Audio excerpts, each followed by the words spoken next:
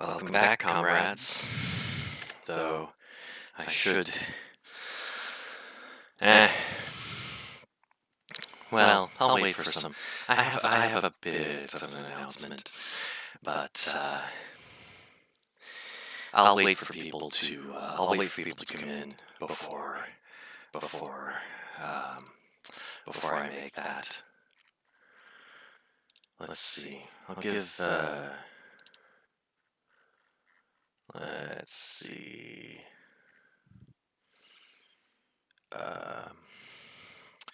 Yeah.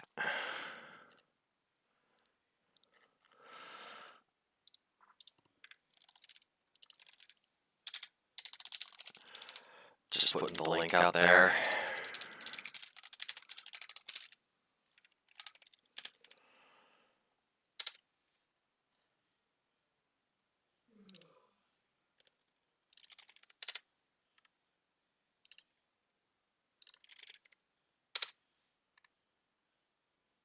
Okay.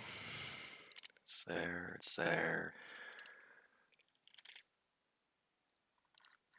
It's here.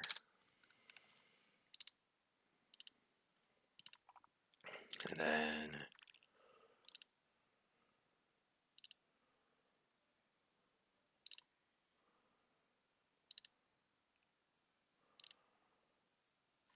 okay. And then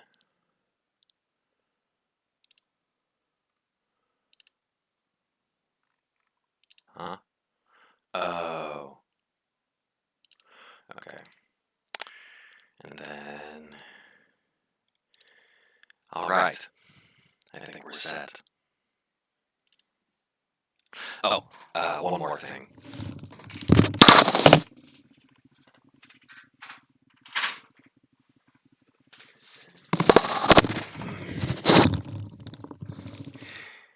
Is it?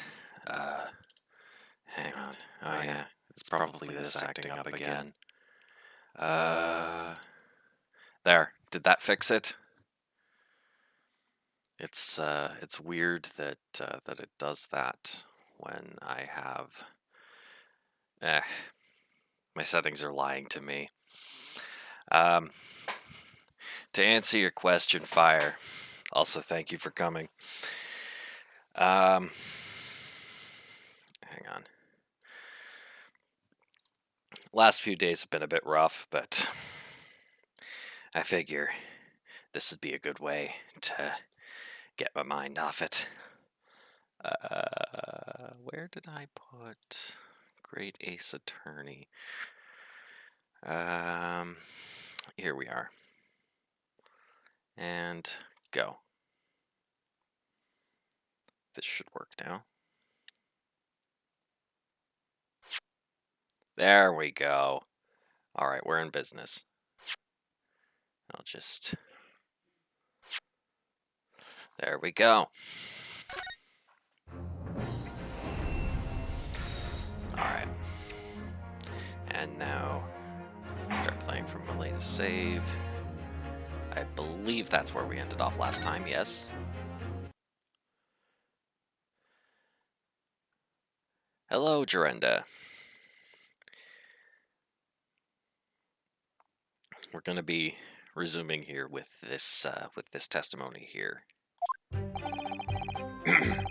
the night in question, I took the back seat in the omnibus and promptly nodded off. Then, begorra, a loud thud and a wee scream woke me up with a fair start. There was a fella collapsed on the floor at my feet, so I sat him up on the seat across from me. Then I turned to find out where that scream had come from, and bless my soul, what did I find? There was a child in there all curled up in a ball, hiding her wee self away.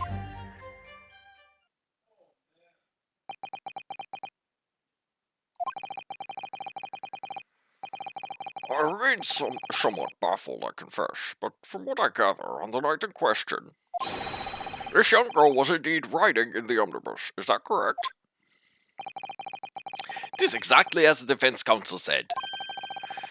This last was the 5th passenger, my lord.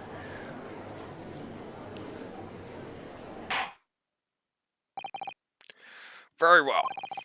The defense may now cross-examine the witnesses. Are you ready, counsel?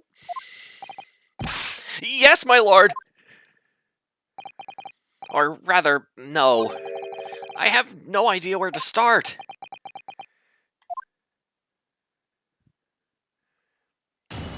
Alright, let's do this.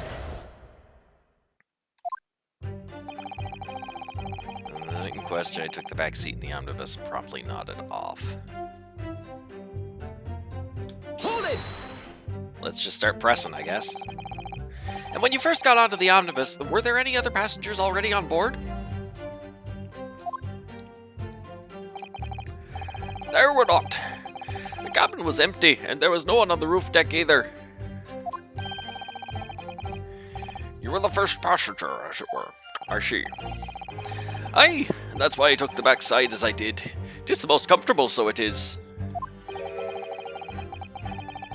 Could you explain exactly what you mean by the back seat? Wait, I thought he said the back side. Yeah, he did say backside. Oh well. By all means, it's how you already described it earlier. I'm talking about the seat opposite the one in which the poor gentleman who was stabbed was sitting. Like I said, it's just the most comfortable and where I feel most at ease. And of course I enjoy gazing through the skylight from time to time as well.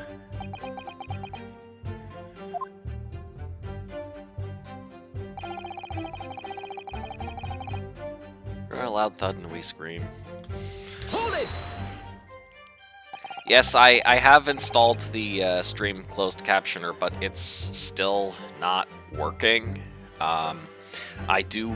There is a feature in here in OBS that will let me. I mean, that will do captions of its own, but I find that they don't really mesh with my native accent, as it were, let alone any of the voices that I'm doing here. So it's probably going to be wildly inaccurate, and as a result, I haven't turned it on. But if there is demand for it, then I will turn it on. A loud thud, you say, and a scream. Aye, that's right. How can I explain it? It was like the sound of someone falling to the ground. That sort of noise. So you think it was the sound of Mr. Mason falling to the floor having been stabbed? Well, now, you'll remember I was asleep at the time, so I wouldn't like to say. When sound woke me and I opened my eyes, there wasn't a soul to be seen in the carriage but the fellow on the floor. You didn't see anyone. But at the same moment, you did hear a scream? Oh, from the sheets above you on the roof deck, I presume. Not above me, no, my lord. 'Twas from inside the cabin. But I wasn't altogether thinking about the scream. No, I was too stunned by the desperate sight before me eyes. I'll collapse on the floor at my feet. Set him up. Hold it! You sat him up? The victim, you mean? That I did. On the seat across from me, as I said. I could plainly see the poor devil was already gone. You wouldn't leave a dead man just lying on the floor now, would you? This common courtesy, so it is.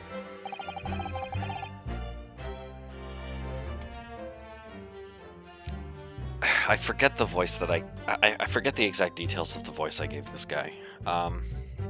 I find that a little hard to believe. There we go. Ah, Lord Van Zeeks! Now why would that be? You wake to find a man lying dead at your feet in a carriage. Any normal person would hail the cabman. Any upstanding member of London society, that is.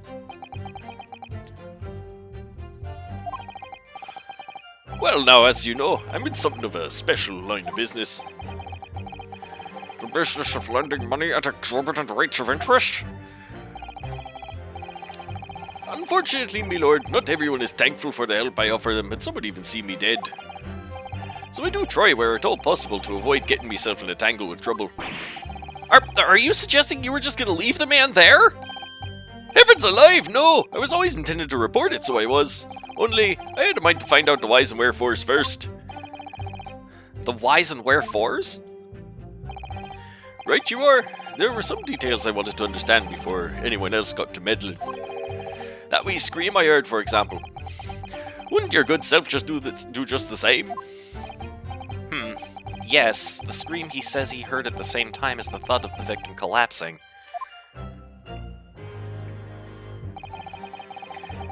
I tried to find out where that scream had come from. Bless me soul, what did I find? Hold it. I'm afraid I don't understand. I'm sure you told the court that there was no one else in the carriage except yourself and the victim. So I did, sir, so I did. As far as I could see, that is. What do you mean by that? Well, now, 'tis a queer thing. The wee scream I heard as I woke up. It came from, if you'll excuse the vulgar expression, under me backside. Good gracious! Under your backside? When I lifted the seat on which I'd been sitting, I found there was a wee cubbyhole there for storage. Mr. Naruhodo, we can examine the omnibus ourselves, remember? Yes, of course. The whole bus was submitted as evidence. This would be a very good time to have a thorough look around inside. No, I remember that,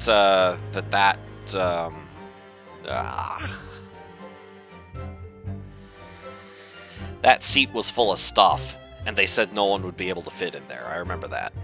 That's when I found her. There was a child in there all curled up in a ball, hiding her wee self away. Hold it!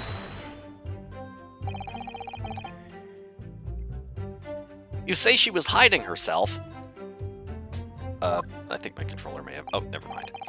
Aye, that's right. 'Twas hard to see in the dim lamplight, but she was all curled up in a wee ball. When her eyes met, well, me heart nearly stopped beating in me chest. You're really overacting this. Still and all, I pulled her out from under there. Sat her on the seat opposite so I could have a wee chin wag with her. The seat opposite? That's right. Just next to the dead gentleman there. You sent this young girl next to a corpse, sir.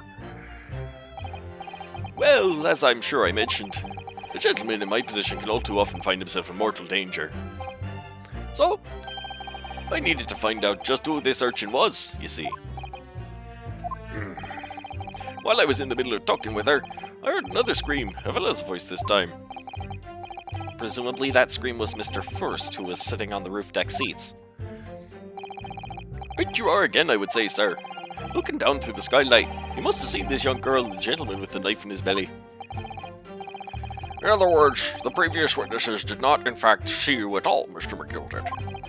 What they believed to be yourself and the victim was in fact this girl and the late Mr. Mason? Aye, me lord.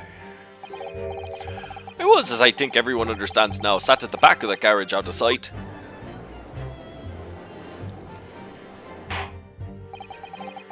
It is certainly plausible. The defendant is somewhat diminutive in stature, and readily confused perhaps with this young girl. After that, of course, with the scream from the gentleman over us, the driver realized something was wrong and pulled up the horses. Thank you, I've heard enough. The events as explained are clear in my mind. However, at least one conundrum remains. Who is the girl? Her name is Gina Lestrade, me lord. She's a chancer, earns her crust among large crowds relieving people of their purses. It's commonly called a pickpocket. What? This girl here, a petty thief!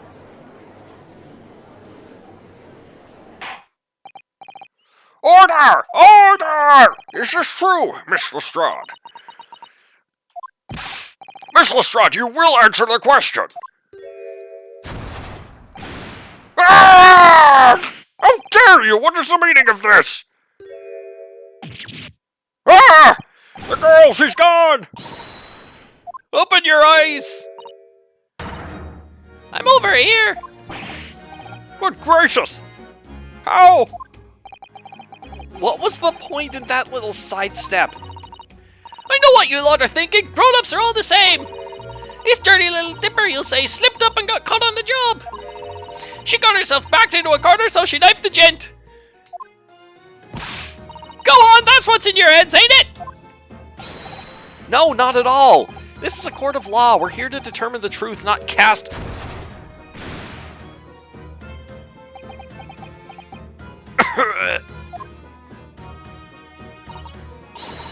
Look, knives are for cowards. Only thugs use weapons like that. All I need for what I do is these fingers. I'm a professional, alright? Maybe not in your eyes, but I got pride in what I do.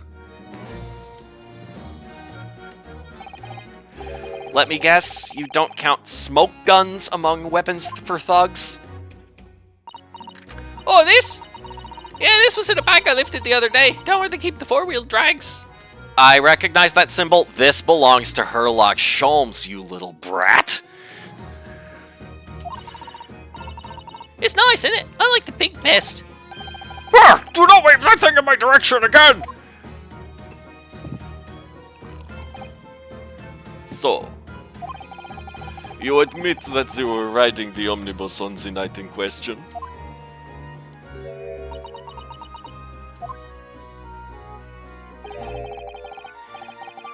It is alright, lass. You can tell them the truth now.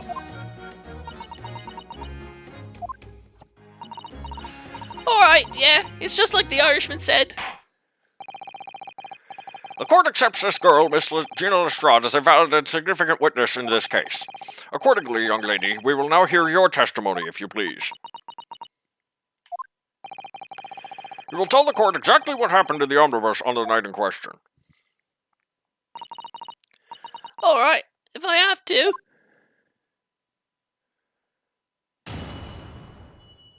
Oh boy, it's another twofer. The girl saw. So I snuck inside the carriage before they hooked up the horses, just like always. It was a right old waste of time. I got nothing to show for me troubles that night. I'll tell you, you can't see a blind thing in that hiding place. It's pitch in there. And after a while, I hear this loud bang. Nearly jumped out my skin, I did. And the scream just came out.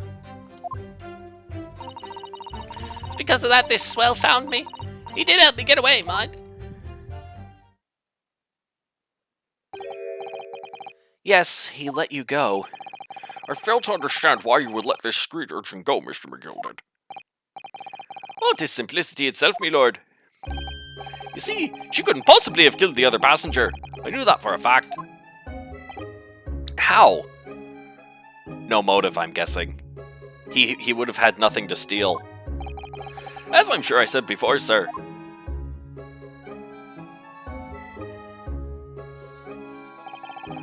I was sitting right on top of the place where she was hiding herself. Oh yeah, that too. I think a demonstration is called for. This is where I was sat that night. And the cubbyhole of which you have spoken is underneath this seat, I presume?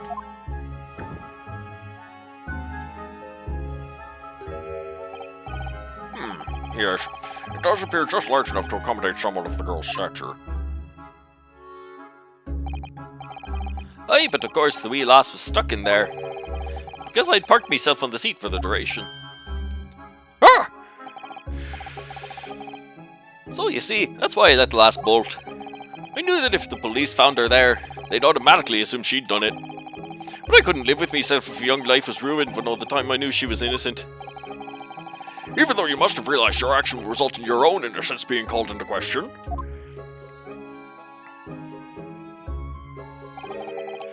Not at all, me lord, not at all. I knew in my own heart that I was innocent. So I thought it was worth taking a punt on my old good name for the sake of less fortunate lass. My goodness! What a perfect gentleman! My lord! This fine example of a man cannot possibly be guilty of a heinous crime like this! I'm ashamed of myself for ever doubting you, sir!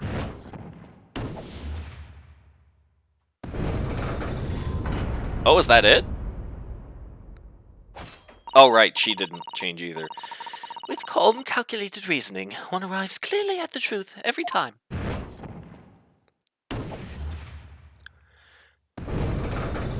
Oh, wow, okay! Saints alive! All 6 members of the jury consensual and they're leaning to a verdict of not guilty? Mr. Naruhodo, this... Well, it must mean... It must mean what? That we're victorious! We've won? Are you sure? It can't have been that easy. Objection! Yep, I knew you'd have something to... Oh my god, what?! If the sight of my iron-heeled Wellington offends, pray do forgive the discourtesy.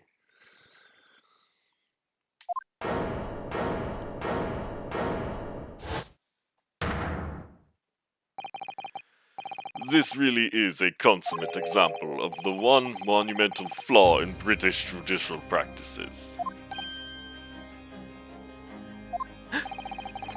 Their evidence and reasoning should be paramount. Emotion rules the day. Yes, his foot is on the desk. When he first showed up here, he had like the full vampire cloak going on, and then after I had turned around his guilty verdict, he cast the cape aside, and it was supposed to be like, now he's getting serious. And he has this hallowed chalice that he pours his wine into. Earlier he crushed that with his hand, and he got a second one from somewhere, and I don't know where. And now he's doing this. It's just like, who is this guy? Emotion? The witness's latest statement gives us a clear insight into his true nature. What do you mean, his true nature?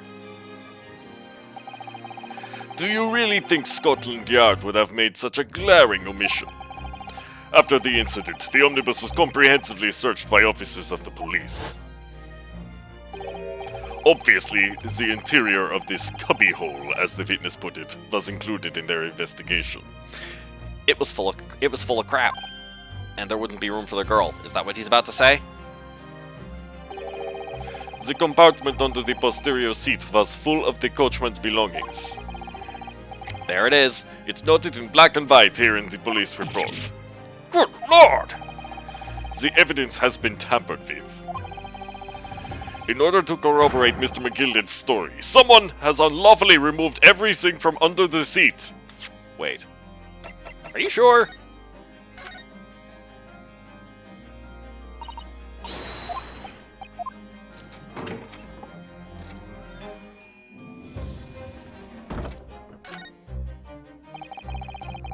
This seat looks reasonably soft, but it's actually rather hard when you sit on it. Only just wide enough for two gentlemen to sit side by side, really. Of course, an English gentlewoman would be dressed in such finery. It'd be quite impossible for her to climb up to the roof deck, so she would have to be seated in here. Women in a kimono would have the same problem. Women's clothes are very impractical, aren't they?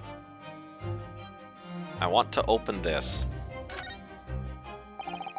The seat has a handle, it seems. Yeah, it's empty now. What? Did the girl do this? This is a storage compartment, but there's nothing in here. It's totally empty. Something doesn't seem right here, but I can't put my finger on what it is. Well, we already know now. Because the good vampire prosecutor just pointed it out. What?!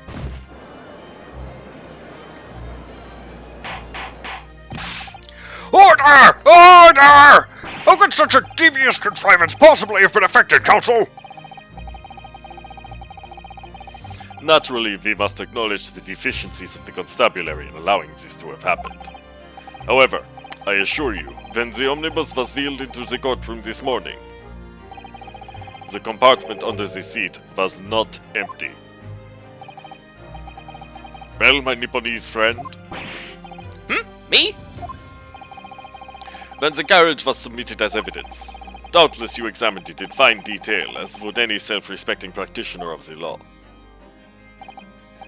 Pray, what did you find the condition of the under-seat compartment to be? Oh, to be sure, the young gentleman will be able to clear this up in a jiffy. Sorry? Go ahead, you tell the court now, fella. Oh, this is all an elaborate excuse by the desperate Lord Van Zeeks. Well, Counsel, do you have something to say on this matter? How am I supposed to answer? What can I say about the state of that little compartment under the seat in the omnibus? It was not empty. The whole vibe of the of this franchise is to uncover the truth, and in doing so, you have to tell the truth. I mean, this does include, but there's a lot of hypothesizing, but never any outright lies. So, it was not in fact empty. I really don't know if giving this answer is helping my cause as counsel for the defense. But as far as I remember, at least. When I first examined the compartment, I'm fairly certain there were a number of articles inside it, yes. Are you sure, Counsel? I'll be missed! What are you saying now, you daft daw? I thought you were on my side here!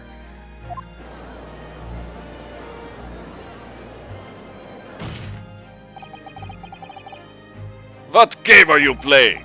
Your task is to defend the man in the stand. Why would you say something to compromise his position?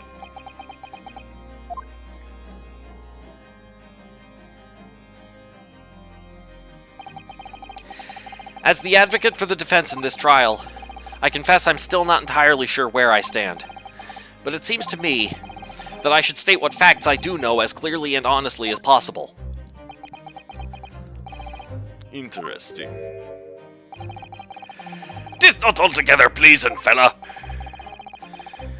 I'm simply telling the truth, Mr. McGilded. Well, don't forget that you're supposed to be representing my best interests here, lad. Now then. A fella's memory is a curious thing and not altogether reliable. No, the court must consider the facts. That there cubbyhole under the seat is as empty as the devil's heart, so it is. Do you think perhaps it would be in your best interest now to admit that you might have been mistaken? Why? Why do I feel like something's not right here? I should like the jury to weigh in on this matter, I think. A compartment is designed to house equipment used to maintain the smooth running of the carriage. The Guild's rules state that omnibuses should be properly and fully equipped at all times. So it certainly wouldn't have been empty on the night in question. Beppo isn't that irresponsible. That money-lending fleecer and the pick purse are lying!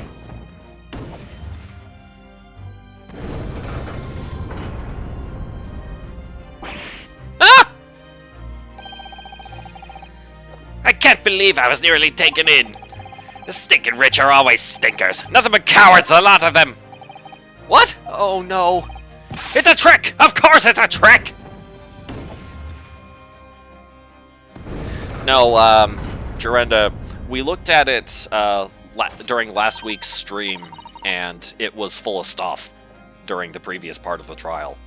I was going based on memory there. Quite so. I must concur here.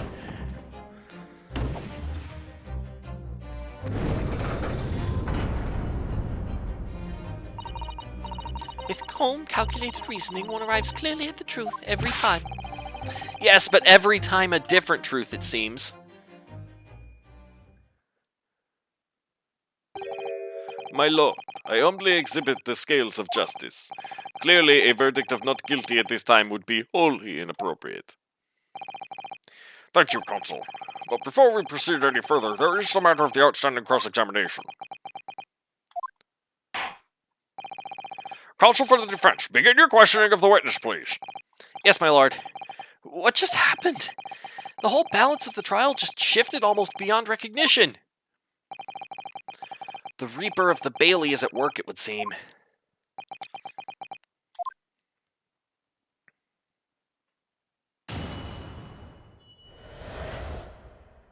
The girl saw. So I snuck inside the carriage before they hooked up the horses, just like always. Hold it! So you were already in the omnibus before it even set off on its run? Well, yeah. I mean, what's the point of spending a cherry to make a few bob, eh? That's a rum idea, isn't it? I suppose she means there's no point spending money to make money. It actually makes sense. Consul, may I remind you that this girl is a petty thief. Kindly refrain from entertaining her tenants. Well, that does clear up the little mystery of the fares and all. 4 paying passengers of 5 pence apiece, making the 20 to which the cabman testified. And 1 little scapegrace riding for free. The red conk of a driver always goes for some grub before his last run, see? Red conk of a... So that's when I slip into the carriage and get myself hidden under the seat. Nice and easy, right? But your hiding place is a storage compartment, full of equipment for the coach, no?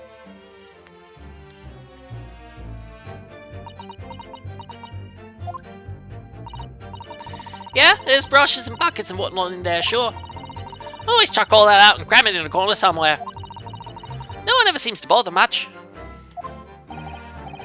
And yet, according to the report filed by the police officer who first arrived at the scene, the compartment was full of such paraphernalia. Well, I don't know nothing about that. Like I said, I moved all that stuff out so I could hide under the seat. That's all I can tell you. It seems we've reached the end of that line of inquiry. Continue. It's right, a waste of time. I got nothing to show for me troubles anyway. A waste of time? Why is that? Well, most nights I'm on my own in the gold permit. On my own in the gold permit at least some of the time. I beg your pardon. Did you say God permit? Oh yeah, that's what my kind call it. You'd say the omnibus type, I suppose. And the gold permit. Okay, gold permit at least some of the time. Okay. Point is, any normal around the carriage ain't got no one in it for a while. And that's when you come out of your hiding place and get away? That's it. Only that night. His cover sat on my seat from the start. He didn't budge the whole way, did he? Not 1 inch. I was totally stuck. Do you mean to tell us that you were present in the carriage for the duration? You were under the seat the entire time while events unfolded in the enclosed cabin? Yeah? Right, mister? To be sure, to be sure. I was as shocked as anyone. You don't expect to lift the cushion you've been sat on and find a child now, do you? So this Miss Lestrade couldn't possibly be the culprit then. I'll tell you, I can't see a blind thing in that hiding place. It's pitch in there. So you couldn't see out into the cabin at all? Not a jot. Most days I push the cushion up with the head and look out the crack. No, I can have the butchers that know I'm gonna fiddle. I thought you were a pickpocket, not a butcher. I mean, I can have a look. The seat I got to get under ain't as plush as the other one, see? So most of the time the passengers plant themselves opposite. But for some reason that night, this here Irishman spent the whole journey right over me head. I thought he said that the other one was more comfortable. That doesn't add up. And for that reason, you weren't able to push the cushion up to peek out. I see. Truth is, I ain't too happy in small dark places. Feels too much like being thrown in the clink. It's the only place to hide in them carriages, so it's Obson's choice. Why doesn't she just stick to picking people's pockets in the open then? I'd say there's some reason that she's not letting on, judging from her demeanor. So anyways, I was a bit scared, but I had to just stick it out under there. Nothing else for it. After a while, you just bang, nearly.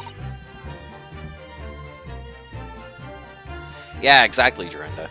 That's what I'm thinking.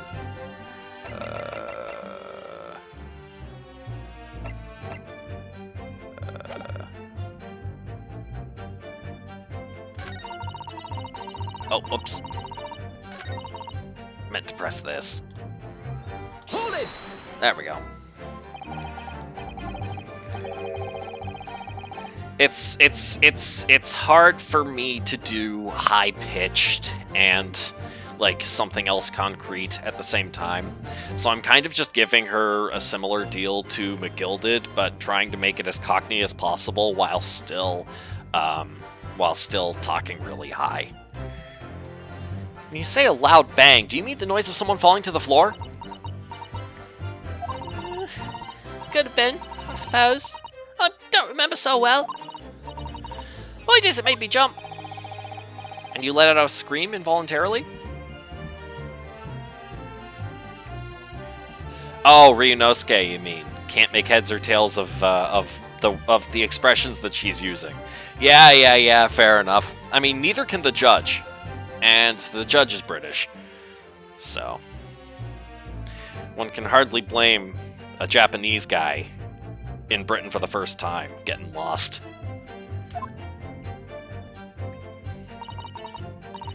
That's right. And I felt the cushion over my head get lighter all of a sudden. Presumably when the defendant got up in order to help the victim, yes. Or not. Could equally have been the moment the accused stood in order to stab his victim, could it not? Well, Carl, did you see what happened in that crucial moment? Yeah, I saw it.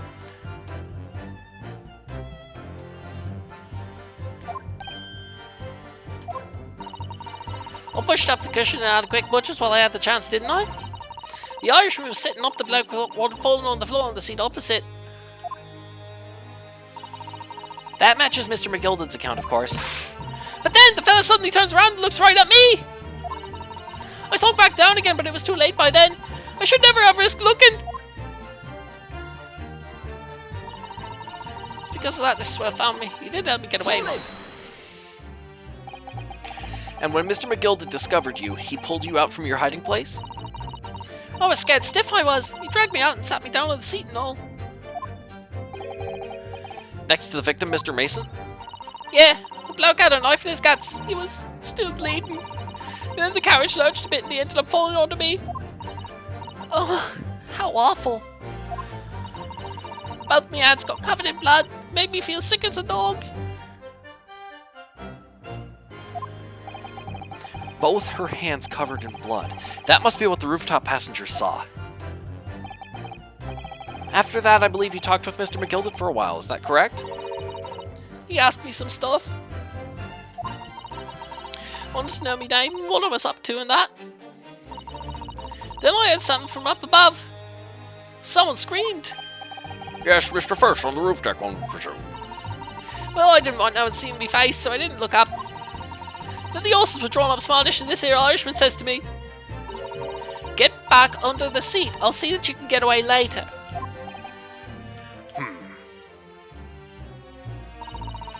All 6 members of the jury had decided the defendant was innocent. For one brief shining moment, yes. It's clear that they're all still very unsure. If we could just find some conclusive piece of evidence among this new testimony, I'm sure we would clinch the verdict we want. Yes, I think you're right, and I have this niggling feeling.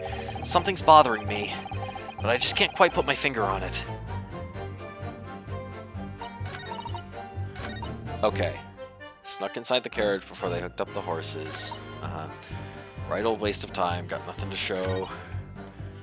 Tell you can't see a blind thing in that hiding place, it's pitch in there. Then after all, I heard this loud bang, the scream just came out. I'm gonna have to present something. But what? Single stab wound to the abdomen. Okay.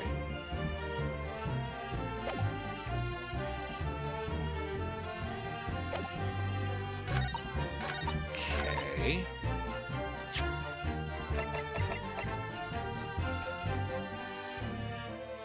Yes.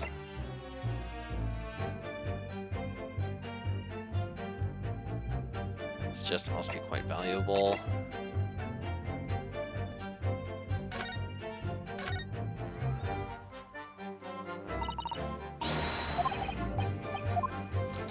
Wait a minute.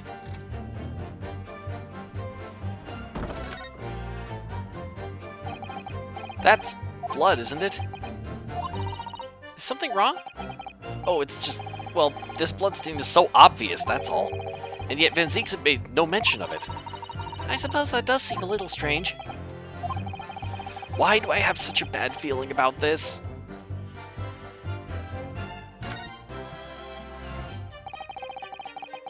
That's blood that's soaked into the seat, the victim's obviously. Yes, and that's clearly visible from the root deck. Did you really stab someone? Yeah, we've already seen this.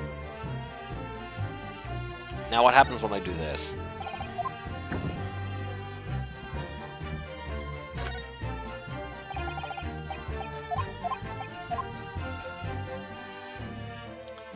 Yeah, that bloodstain was not there before. Let's see.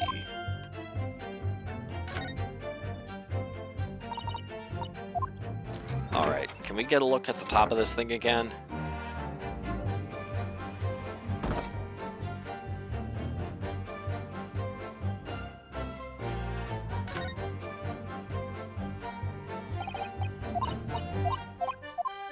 Okay.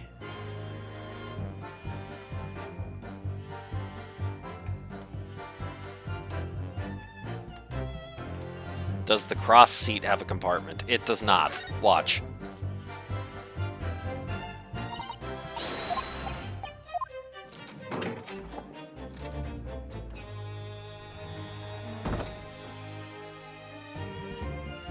No handle. See?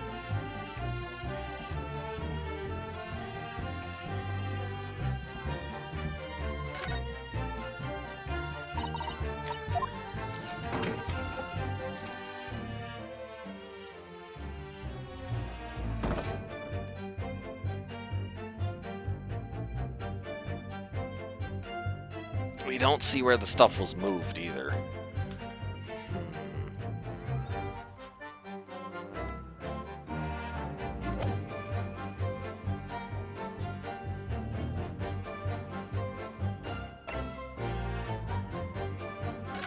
Let's examine this again, see if we get anything.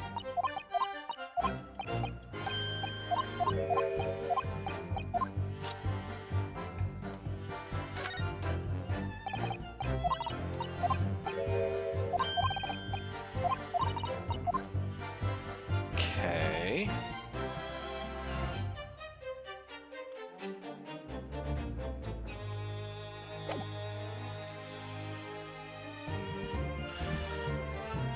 That's what I'm thinking. That's what I'm thinking, Jorunda.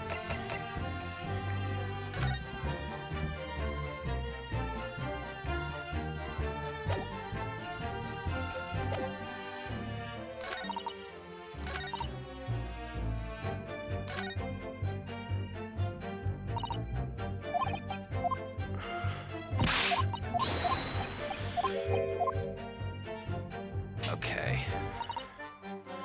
Snuck inside the carriage before they hooked up the horses, just like always. Right old waste of time.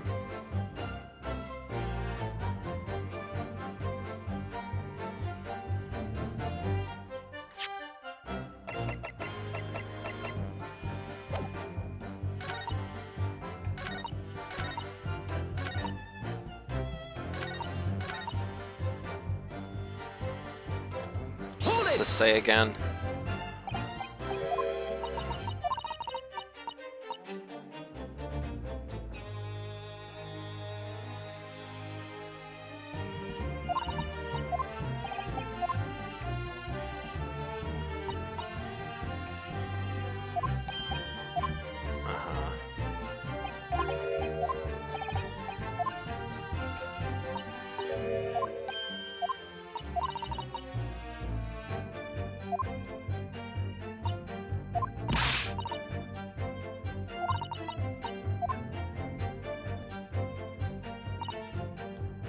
Hold it!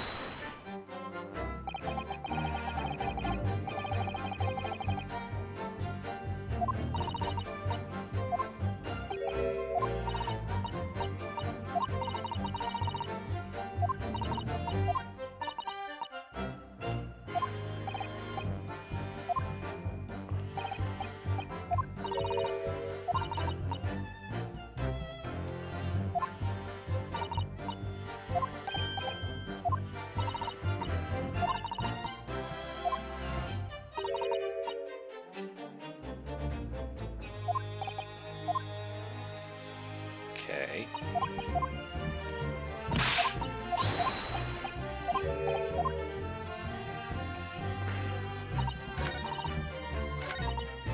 Snuck inside the carriage before they hooked up the horses.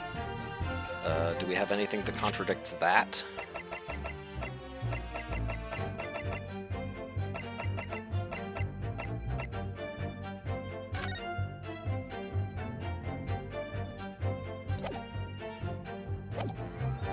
No.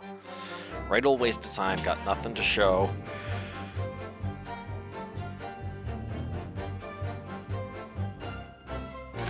Okay, can't see a blind thing in that hiding place. It's pitch in there.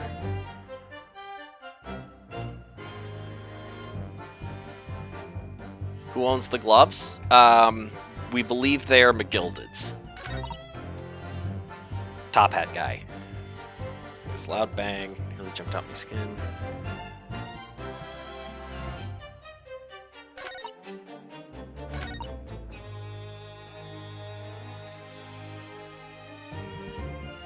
Yeah, no. During last week's stream, there was an issue of the witnesses all seeing that the person they saw had blood all over both of their hands. They thought it was McGilded, but it wasn't. And we noted that because McGilded's gloves only had blood on one glove, right? And so that explains this, because the person they saw with blood on both of their hands was her, not McGilded. Okay.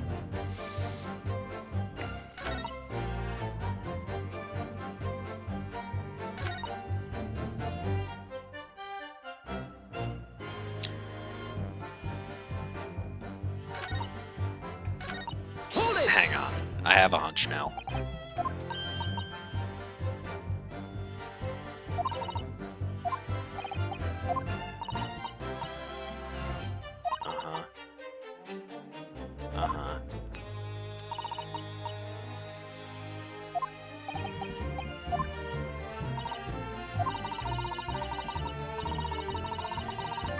Well, no. Oh, that's new. That's new. I had a feeling something was going to happen because I wasn't able to skip the text this time.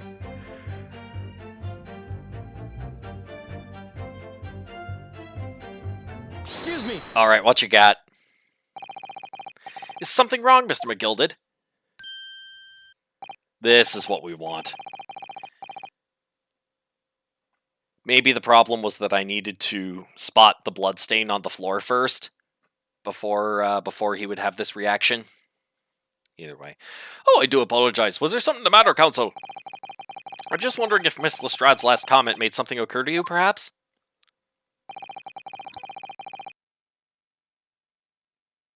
You seem to be thinking something to yourself. Oh, no. It was nothing important. I was feeling bad for the poor lass is all. I remember feeling desperate myself as a young lad, shut up in the dark. It was terrifying, so it was. I see. Yes, I'm sure we can all sympathize. I'm still scared of the dark now. I don't know about yourself, but I find that the darkness seems to make everything you hear seem that much louder as well.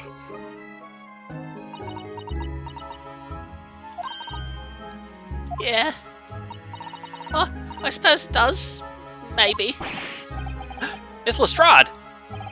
Did you hear something that night? Anything? An unusual noise, perhaps?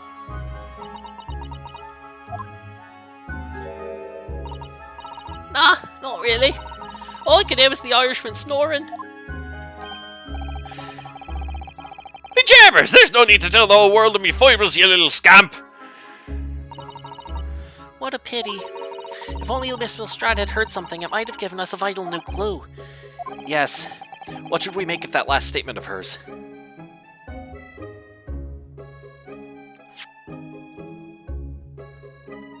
Let's see.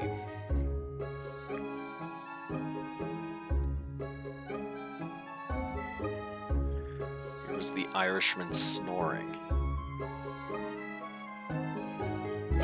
Yeah, that doesn't make any sense. She would have had to hear someone else getting on as well. I.e., the brick guy.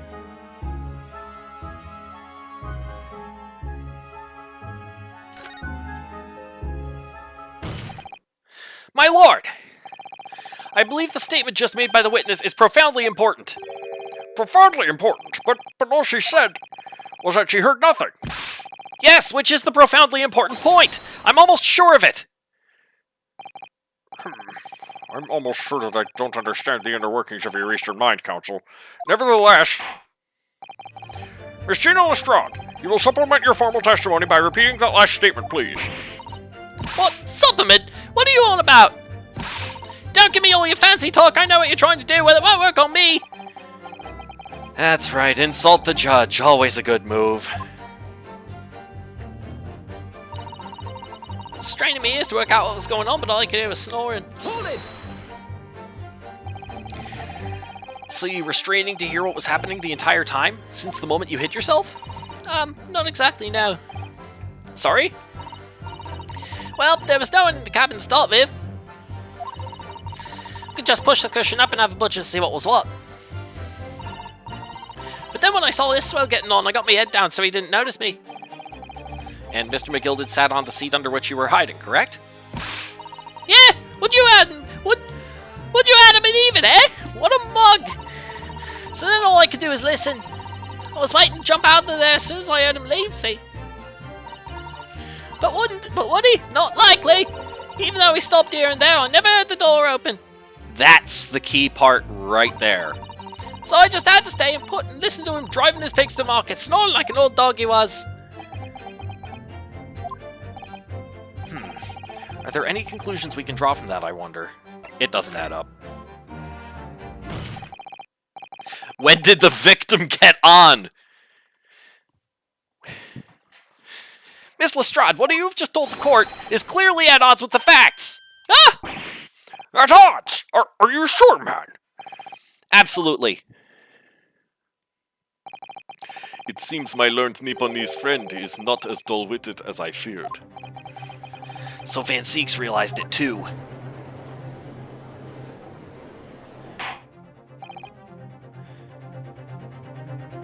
Counsel, I must insist that you bolster your claim with evidence, or some complicit party's name at the very least. Yes, my lord. I expect you to demonstrate this alleged contradiction to the court. According to Miss Lestrade, whilst she was hiding in the omnibus that night, she heard nothing but the sound of Mr. McGilded snoring. But think, Ryunosuke, think! There's something else she should have heard.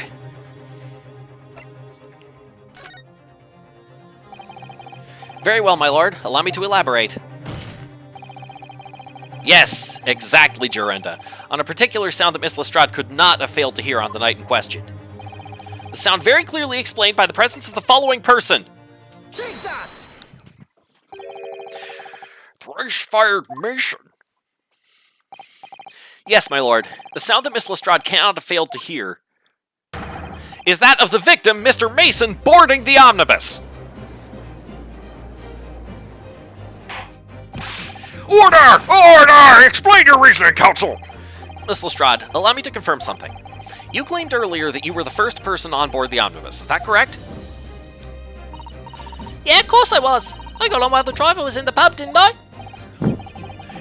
And the next person to board the omnibus was Mr. McGilded? That it was. Not a soul was in the cabin when I climbed aboard. At least, not in plain sight. So you were, to all intents and purposes, alone in the enclosed cabin of the omnibus at the time. Did I not just say as much? Wasn't traveling with anyone else, if that's what you mean. Yeah, I saw him get on, remember? Through the crack under the seat cushion. He was on his own for sure. And from what we've heard, the carriage made a number of stops after that on its onward journey. During which time, did you not hear the door opening or closing at all? No, I never heard it. That's exactly what I was listening for, wasn't it? Waiting for this swell to leave. In which case, when and how did the victim end up in the carriage? Ah! We know that the victim collapsed inside the enclosed cabin of the omnibus. Therefore, Miss Lestrade's statement about what she did or did not hear is at odds with the facts! Wait a minute. Wait a minute. I'm trying to remember now. Was that bloodstain on the floor before? Because if it was, then I think we know what the loud thud was. The guy falling on the floor, not from the inside of the cabin, but someone opened up the skylight from topside using that latch that they are refusing to let me note, and dropped him in through there.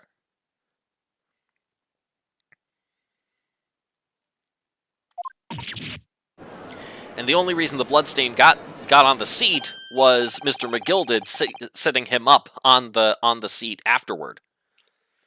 Yes, this petty thief's statement was clearly flawed. Lord Van Zieks! Yes, he knew. He knew all too well that there was an inconsistency in Miss Lestrade's statement.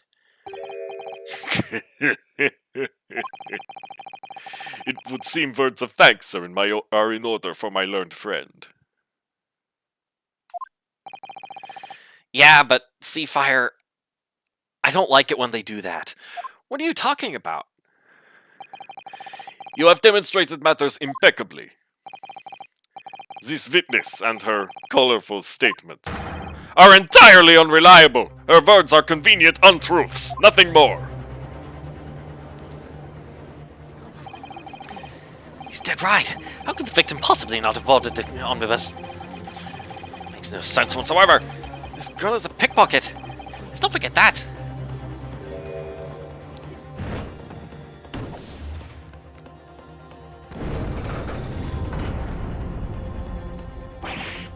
Ah! She didn't even say anything! I didn't want to judge the dear little mite just because she has some rather naughty ways. But I must say, I can't abide liars. Neither can I! Mr. Foreman! I didn't want to judge the girl just because she has some less than salubrious ways. But I must say, I cannot abide liars.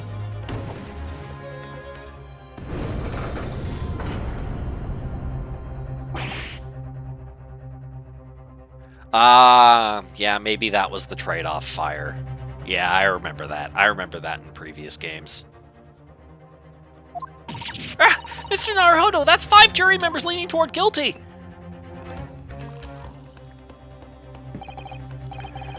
Well, your consideration for others is refreshing, my Nipponese friend. To the considerable troubles you have spared me.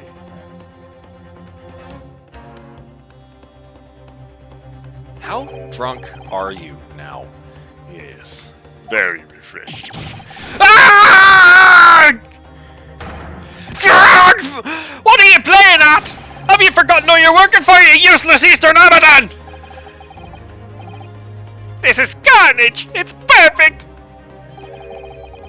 Juror number 2 is the only one left. Mr. Naruhodo, the way this is going, I know.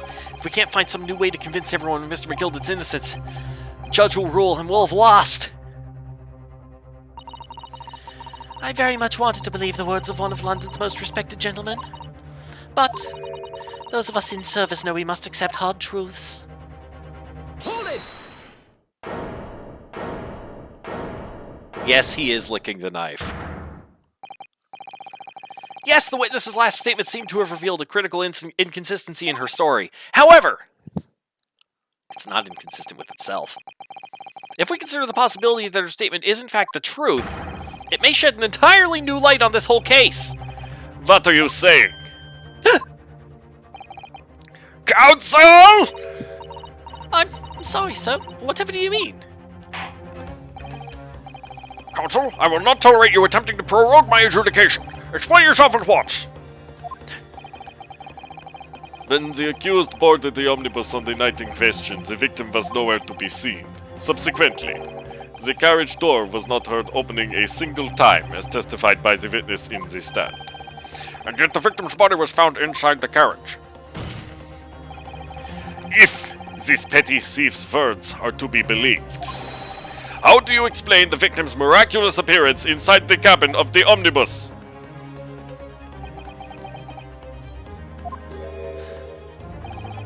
There's only one way to explain how the victim came to be inside the carriage.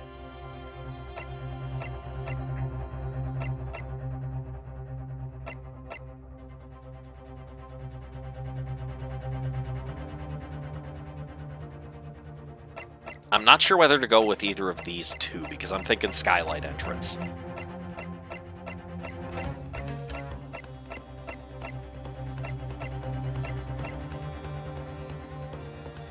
But yet. I think this is the best answer, so to speak. Because are they going to let me note the latch on the skylight now?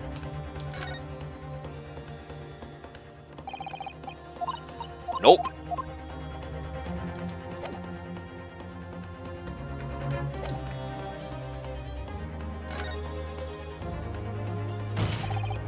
Obviously, the victim must have been placed in the carriage after he was killed. Tell me, my learned friend, what was the function of that obviously in your last sentence? Well said, Lord Van Cheeks. The obviously is troubling me also.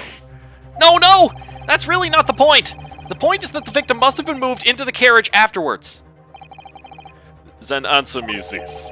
How could a cadaver have been placed inside a moving carriage? Well, obviously, God damn it. I shall have to penalize this fence heavily for this irrelevant rambling. I must learn to ramble more relevantly. The penalty is evidently not heavy enough, judging from those Nipponese eyes. So I ask you again. If these petty thieves... Yeah, whatever.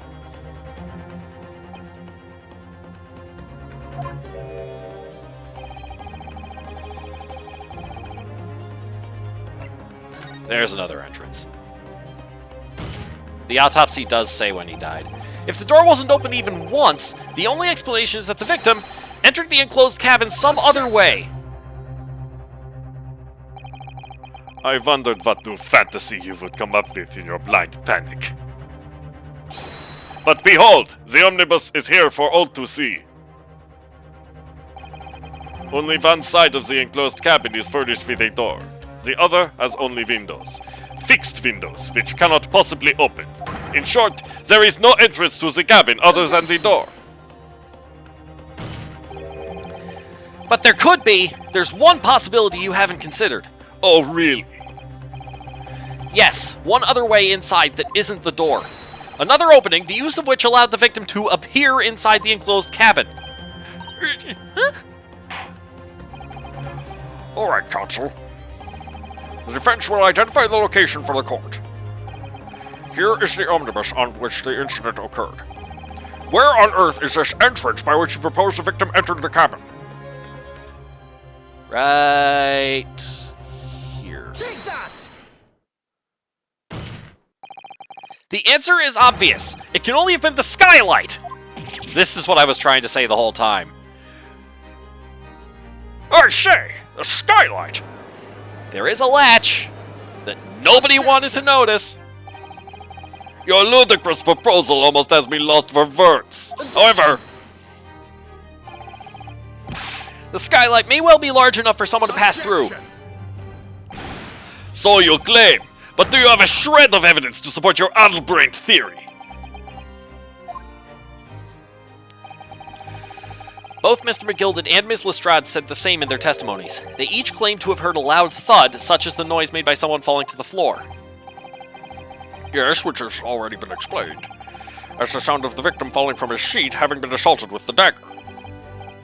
Yes, it has. But would a man slipping from the seat onto the floor really have made such a loud noise as the witnesses describe? A noise loud enough to cause Miss Lestrade to let out an involuntary cry, in fact. Good gracious! Perhaps, in fact, that was the moment that the victim made his entrance into the cabin. No, let me rephrase that. The victim didn't enter the cabin as such. He fell into it! You are now suggesting that the victim fell from the skylight into the cabin. That's simply impossible! How can you be so sure? Because if the victim had fallen inside through the skylight, as you say, the passengers on the roof deck would have seen it happen. Ah, fair point. And yet, not one person made mention of such events in their testimony. Well, yes, that's true, but... Oh, you have something to say. Might a humble fellow make a wee comment there? Mr. McGilded? To be sure now, the two fellows who were sat on the roof that testified afore said nothing of the victim falling through the skylight. It seems to me, my lord, that it's not so much a case of them not saying, but...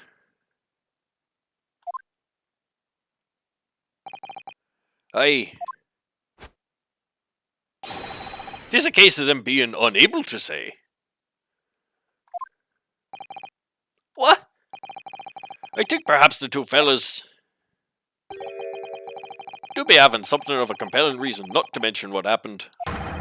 Wouldn't you not agree, fine ladies and gentlemen of the jury? Oh my goodness, surely not. Those two chaps on the roof? You mean the ones who stuck that knife in the man were... Ah!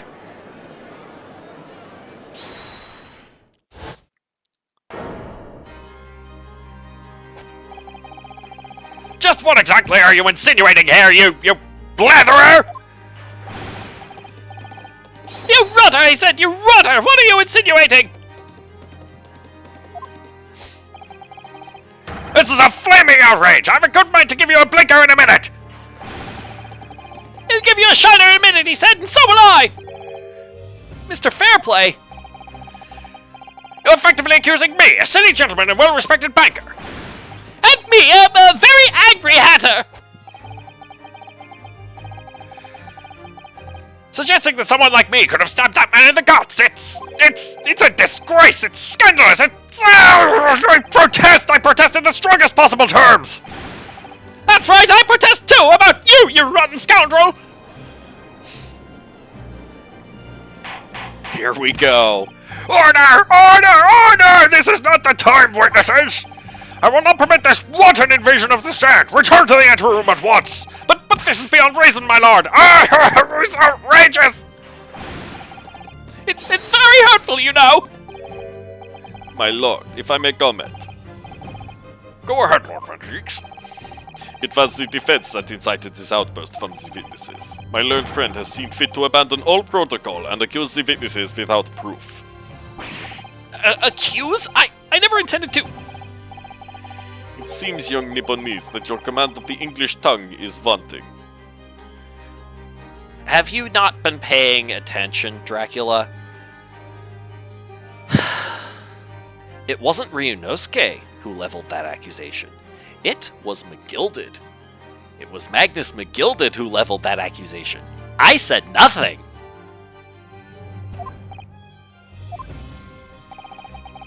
You proposed to this court that the victim fell through the skylight from the roof deck of the omnibus. That hypothesis cannot possibly stand without the rooftop passengers being aware of the events. You have branded these gentlemen liars. You have intimated their criminal guilt. In our British courts of law, that is what is termed a baseless accusation. I know I was rash to put this idea forward without actual evidence, but... you can't just dismiss it without a second thought! What are we wasting time for? Get them to testify! I thought there was something fishy about that hat from the moment I laid eyes on the fellow. We have to see this matter through now, one way or another. If there's filth and rubbish in our midst, we must dispose of it at once!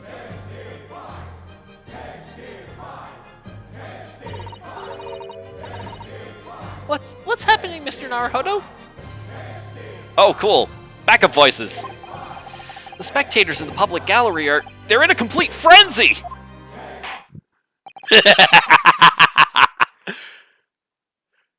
Mr. Fairplay and Mr. First. My lord? You will take the stand again and make another formal testimony in reference to the indictment brought by the defense. Yes, my lord. I didn't come here for this.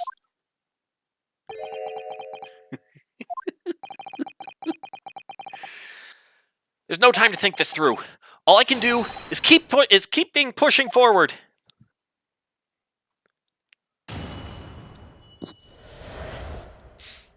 Refuting the accusation. We were the only two people up on that roof deck, dead or alive! I can swear to that! If anything had happened where we were sitting, don't you think the other of us would have noticed? In any case, neither of us know the first thing about the victim. We had no reason to kill the man. The skylight was shut the entire time, I tell you! We couldn't possibly have opened it! If you're so sure the victim fell through the skylight, where's your proof?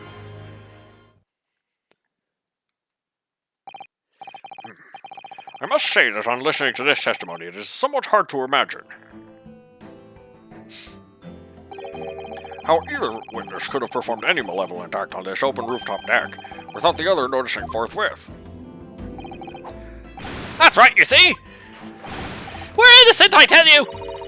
Although logically, of course, the argument falls down if the two of you were in collusion with one another. What?! Ah! According to investigations by Scotland Yard, the two witnesses share no common dealings. Ha! Well, I don't trust coppers any more than I trust the stinking rich! Something doesn't feel right here. The trial is going in our favor, really. So why do I feel so uneasy?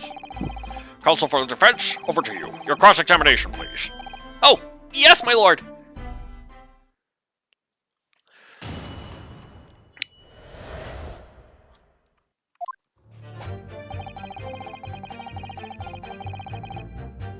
Hang on, I gotta...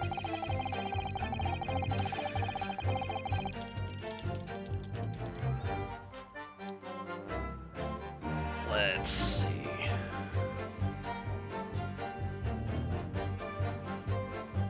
I just remember there's something that has to be done here for an achievement. Got it. Okay. So, optional thing to press this. Hold it! So, you had never met Mr. Thrice-Fired Mason before? Oh, lummy, no! Not once! Never! He'd never met the man before, he said never! Okay, so it's all four of them now. And you, Mr. First, had no prior dealings with the victim either? That's right, sir. I just don't have much to do with brickmakers, to be perfectly honest, sir. No, I imagine not. You see? How many different ways can I put this? Neither of us have the remotest connection to the gentlemen who were inside the cabin. Excuse me.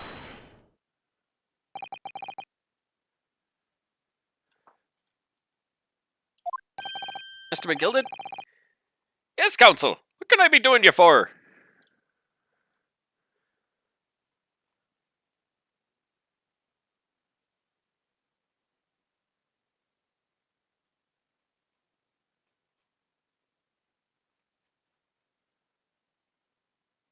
Okay.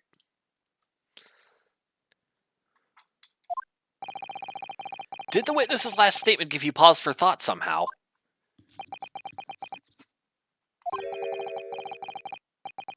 Not the remotest connection.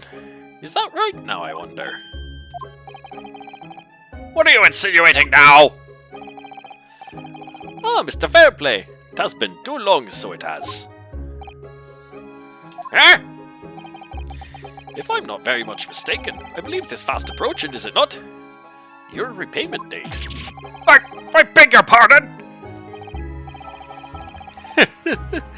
You borrowed 20 guineas from me, sir. At an unconscionable rate of interest, you tricked me! It's extortion! Well now, is that a touch of begrudgery, is it? The sort of begrudgery that might motivate a fellow to pass his crimes off on another.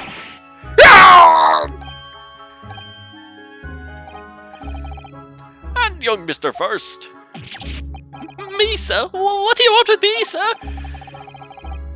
You do be making hats for a living, do you not? That there top hat's sliding about on your head. Is that one of your own creations, is it? Oh, well, I'm still just an apprentice, you understand. I'm learning to find the perfect fit for whatever fine gent walks through the door. The perfect fit, is it? Well, 'tis a very distinctive design, so it is. Many customers like it, I tell you. They like a distinctive touch. Customers, such as Thrice-Fired Mason? Ah! That was a photographic print of the victim submitted as evidence for me, Lord. Oh, did she mean? Oh, yeah, it is of a... Yeah, I see the resemblance. I can't help thinking that the poor fellow's hat looks distinctly familiar, wouldn't you say? Oh! That's one of my hats! Aye, that it is. So it would seem the brickmaker was a customer of yours. The sort of customer I'd wager you could have had a wee quarrel with over the distinctiveness of the goods. Oh, no, sir. Absolutely not, sir. Well, there's really nothing more to add. It wouldn't be right to say that the two fellas here haven't the remotest connection to the victim, you see. I rest my case. You little weasel! Ah! He's better at this than I am. Gosh, Mr. McGilded has certainly been thorough in his research, hasn't he?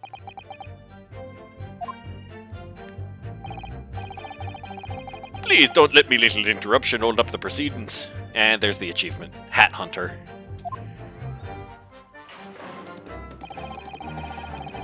Skylight was shut the entire time, I tell you! We couldn't possibly have opened it! Yeah, I think... I know, right? I really like this McGilded guy. Nah, I got you, Fire. I got you.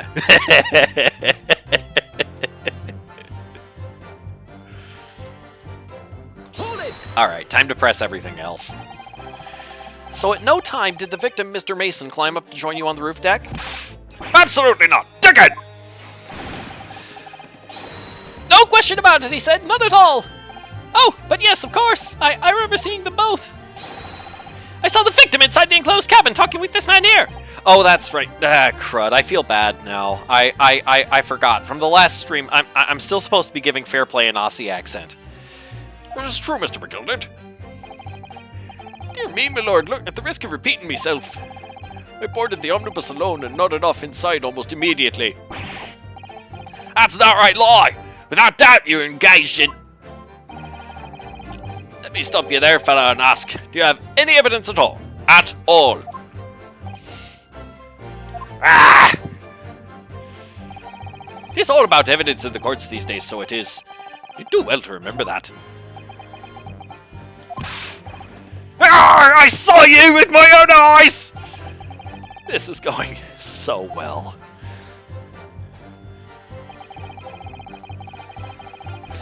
If anything had happened where he was sitting, don't you think one or the other of us would have noticed?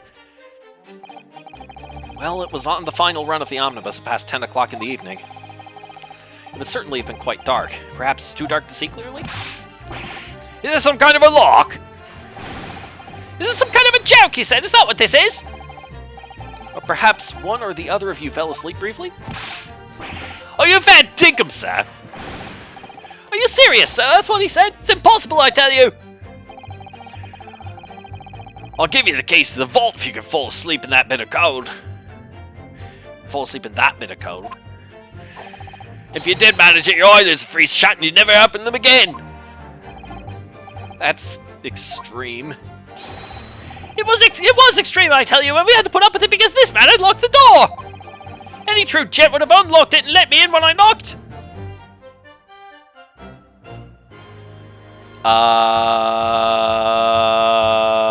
I think you may have just shot yourself in the foot there, Mr. Hatman.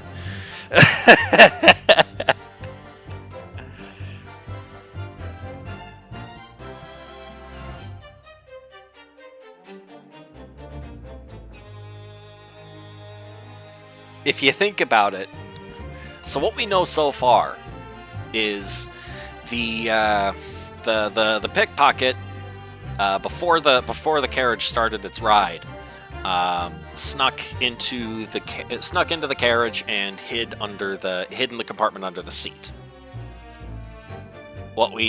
And then after that, McGilded boarded the thing, not knowing that the girl was there, sat on the seat that was her escape route, and fell asleep. Evidently, he had locked the door. He was asleep for the entire time between entering the carriage and the dead guy hitting the floor. which means that the dead guy would have run into the exact same problem as Mr. First here, i.e., he wouldn't have been able to get in the door.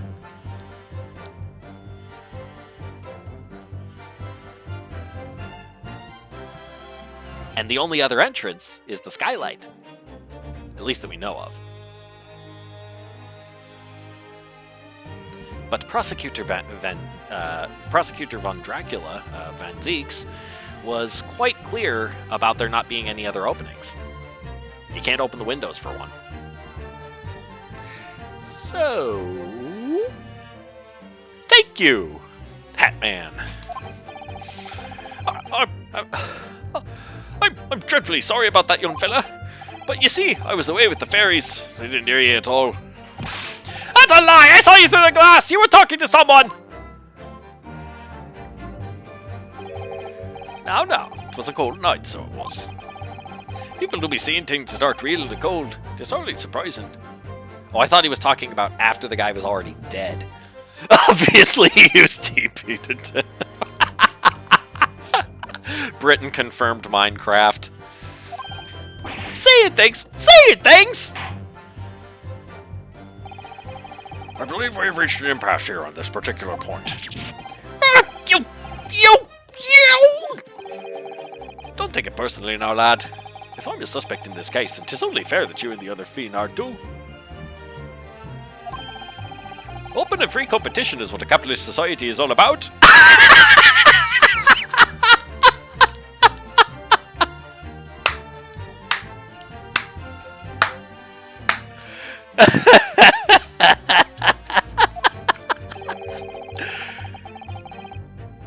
This isn't a competition I should this isn't a competition I should like to be involved in, really. Okay, already pressed that. Actually, we didn't take the other route in pressing this one. Let's do that.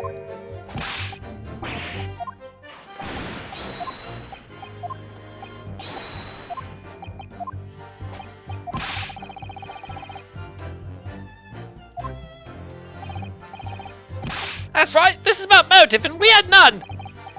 No motive, Well, that's not all, is it?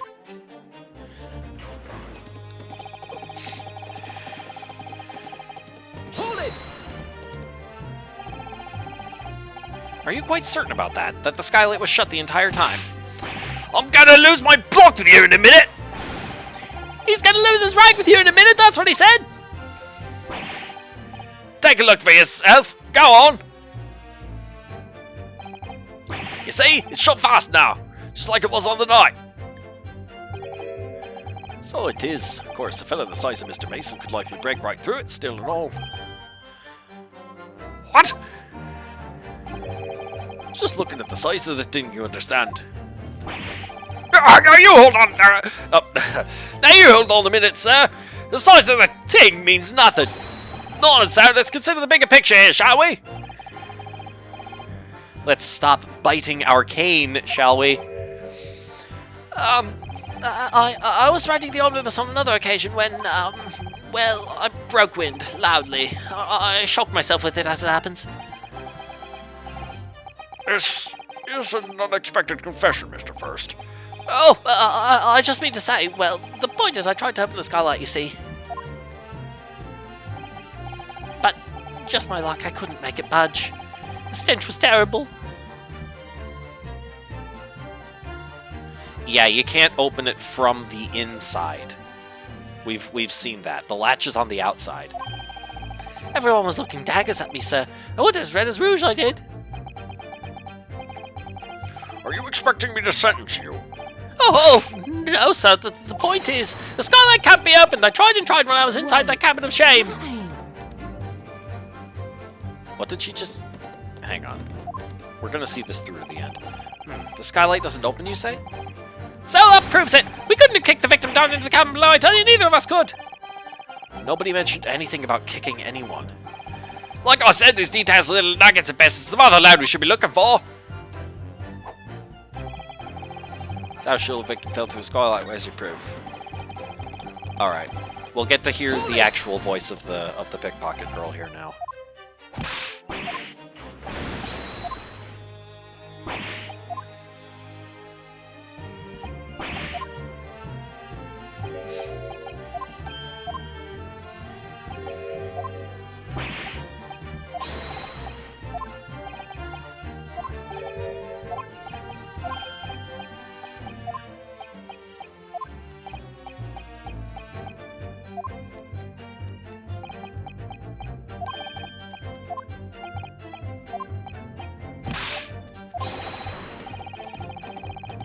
Wait, that ain't...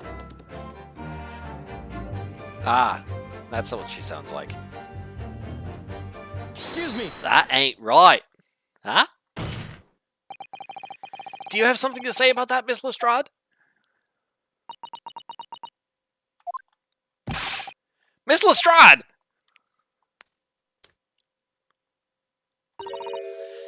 It happens. The skylight. That is what we're talking about, right?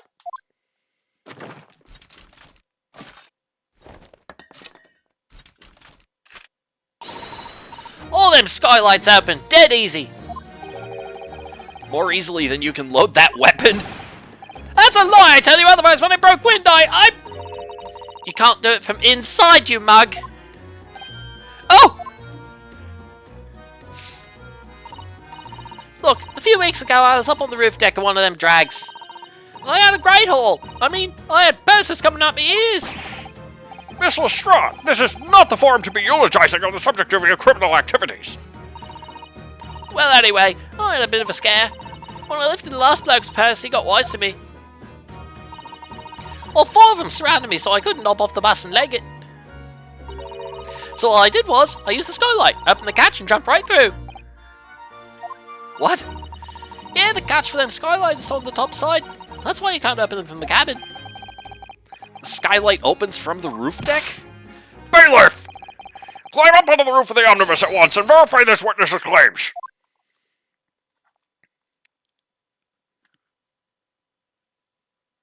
There it is. Ah! Oh, my hat! See?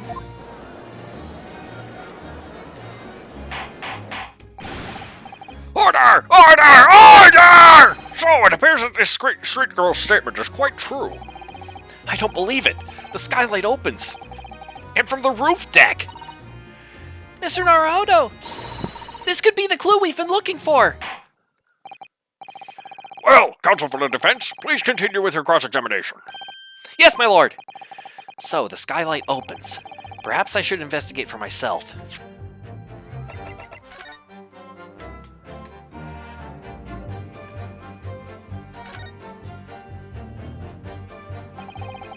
So the skylight was fastened shut before. But now the catch has been undone, we should be able to open it.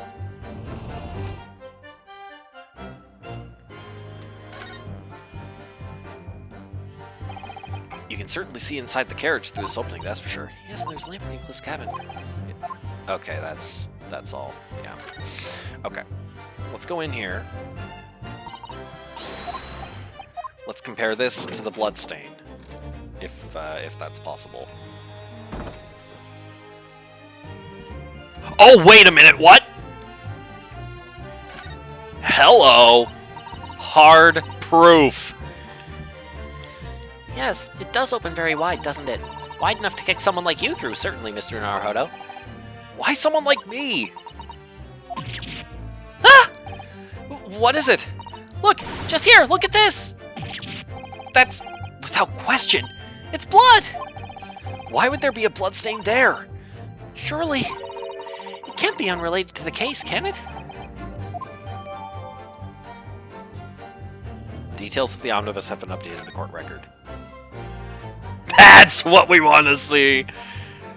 Question. How did the police miss that?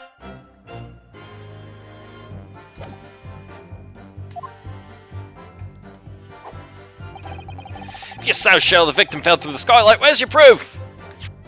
Funny you should ask, Mr. Fairplay. Objection.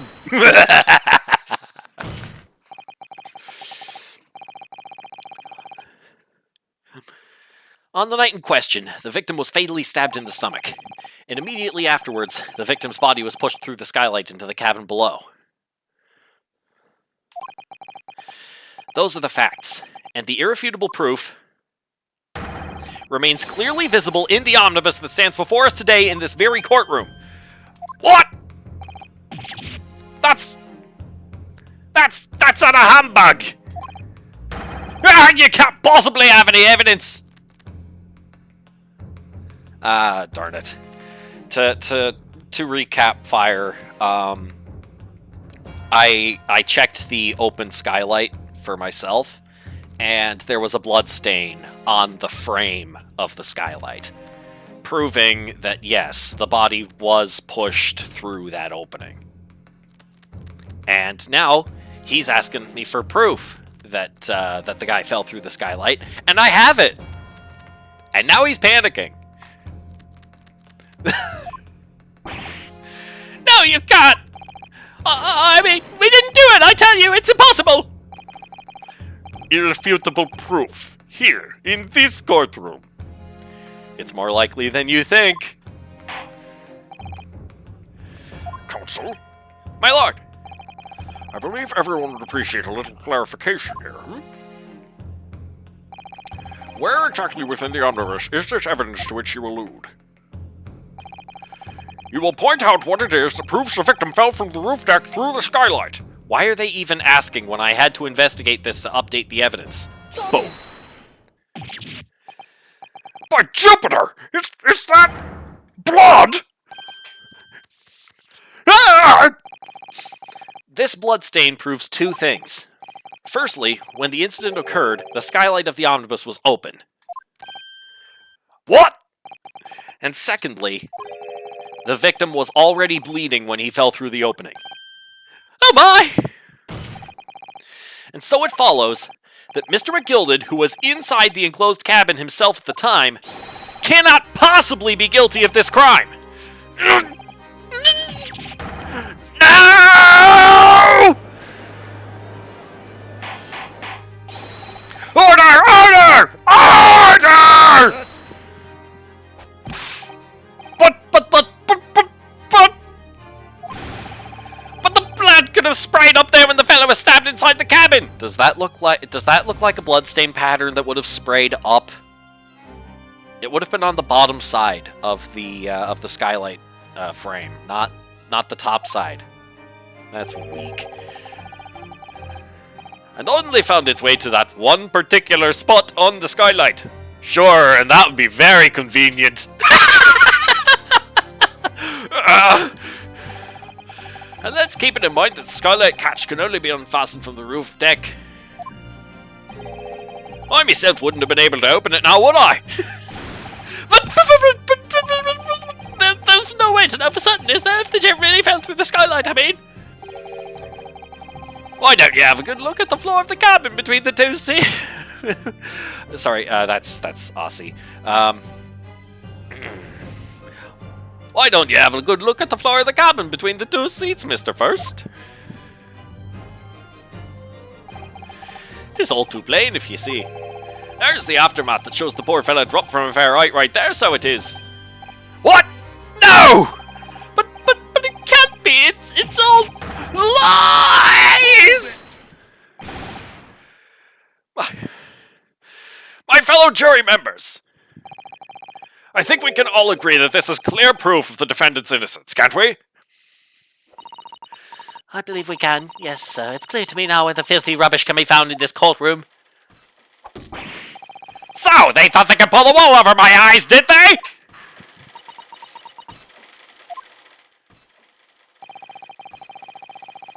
I won't tolerate any of the guild's carriages being sullied with blood. I won't tolerate it. Oh, I always knew that nice gentleman who gave us that delightful park couldn't have done such a thing. On three then, everyone. 1, 2, 3! Objection! What is it now? A chilling performance, Mr. McGilded. Oh, and what do you be referring to there now, Lord Van Zeeks? a bloodstain on the frame of the skylight, such evidence is null and void. What? Why? For one extremely simple reason. That smear of blood never existed! Objection! What are you talking about? It's there for all to see, and it's clearly blood. Objection! I personally attended Scotland Yard's investigation of the omnibus. The officers involved went over the carriage with a fine-tooth comb. So I can state with absolute surety, no such smear of blood existed in the carriage. At least, not until this trial began. But Are you suggesting, Lord Van Cheeks, that this stain of blood was... Fabricated, my lord. Yes. And while this court has been in session. what?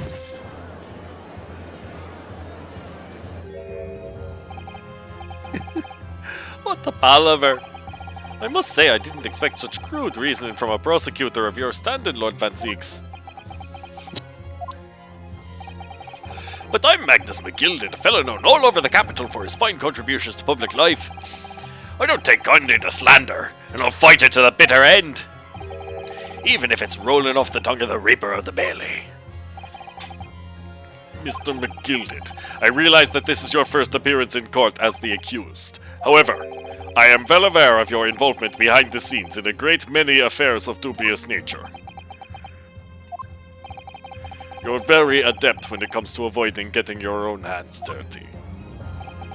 And each time it happens that a case you're involved in is investigated, you adapt the facts.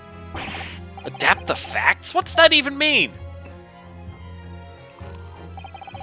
When you wield a fortune the size of Mr. McGilded's, however ill-gotten it may be, nothing is impossible. Tampering with evidence, manipulating the scene of a crime, bribing witnesses. I toast your ability to concoct the most convenient of stories, sir. Tut, Lord Van Zeeks, this will not do, to be sure. Will it now, counsel? Oh, no! I think it's fair to say, this does all sound like a rather far-fetched excuse by a desperate man. The blood on the skylight didn't exist, you say?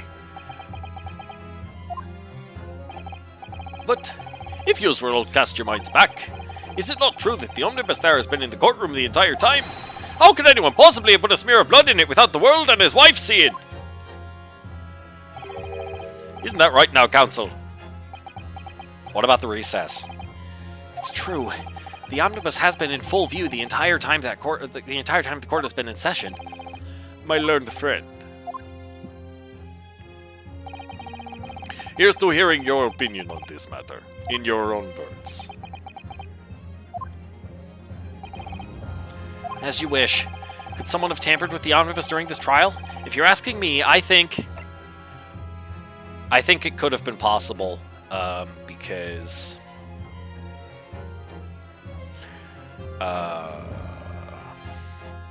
there was that recess that we took. Remember? It was that panic while the courtroom had been gassed.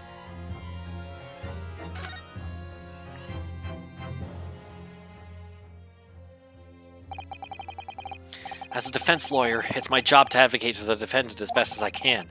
But still, I feel as though there's something even more important at stake here. There is no evidence to suggest that the defendant did as my learned friend suggests. However, in terms of having the opportunity to carry out the alleged tampering, there is one possibility. Oh! Good gracious! Explain yourself, counsel! It wasn't McGilded, it was Lestrade. Yes, there is.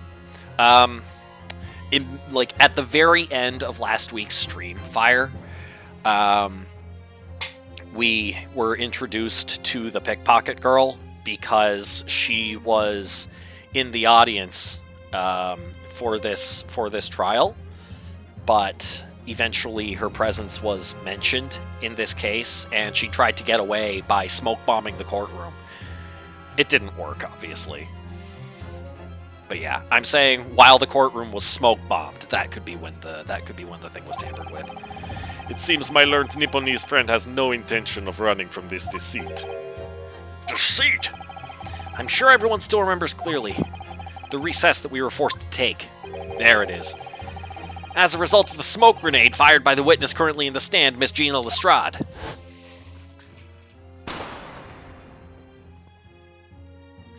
See? What's going on? Be careful, Mr. Naruto. Cover your face.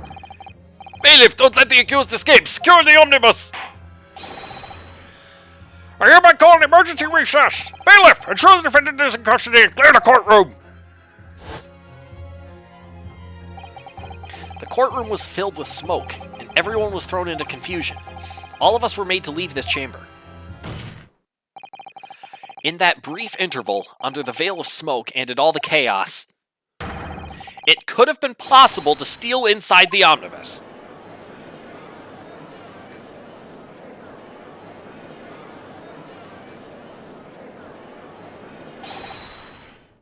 Are you wise? What are you trying to pull, you rotten, feckless gouger? Feckless gouger? You're supposed to be defending me! 'Tis a wicked plot! 'Tis a plot to undermine me, so it is! Objection! Whatever you think this is, it changes nothing. The facts are the same. After this courtroom was evacuated earlier as a result of the smoke grenade, a number of inconsistencies materialized in relation to the omnibus. Inconsistencies? Such as? To start with, the storage compartment underneath the rear passenger seat. When the police investigated the omnibus, this compartment was full of the driver's items. Secondly, we have the smear of blood on the edge of the skylight. As I have said, that was not present at the start of the trial this morning. Unfortunately, Lord Van Cheeks, no one is able to corroborate your claims. That's true. When the omnibus was first wheeled out, both the storage compartment and the skylight were shut. Accordingly, I'm afraid to say, we cannot establish with any certainty if this evidence is the result of tampering or not. Indeed, my lord. No doubt there was not a single person who saw fit to verify such things. What do you think? Sorry? About the omnibus. Is there anything else unusual about the omnibus? I have an inkling. The stain on the floor. The stain on the floor wasn't there. My lord, Yes, counsel? there is one further inconsistency. A mark that surely could not have been present at the start of the trial. What? What in the devil's name are you gonna say now? If you dare to betray me, you little maggot, you better start watching your back! Silence, McGilded! The court awaits the defense's clarification. This trial keeps swinging one way and then the other. I have no idea what's the truth and what's deception. What am I supposed to believe here? I shall have to ask you to elaborate, counsel. Where exactly is this alleged mark that you claim appeared at some point during the trial? Got it! If we consider that the victim fell through the skylight onto the floor of the cabin, you would certainly expect to find signs of blood where he landed. But as far as I recall, this bloodstain on the cabin floor was not there when the omnibus was first brought into the courtroom. Good Lord! Yes, I do believe you're correct, counsel. Well said. Although, as advocate for the defense, one might say that was a very careless slip of the tongue.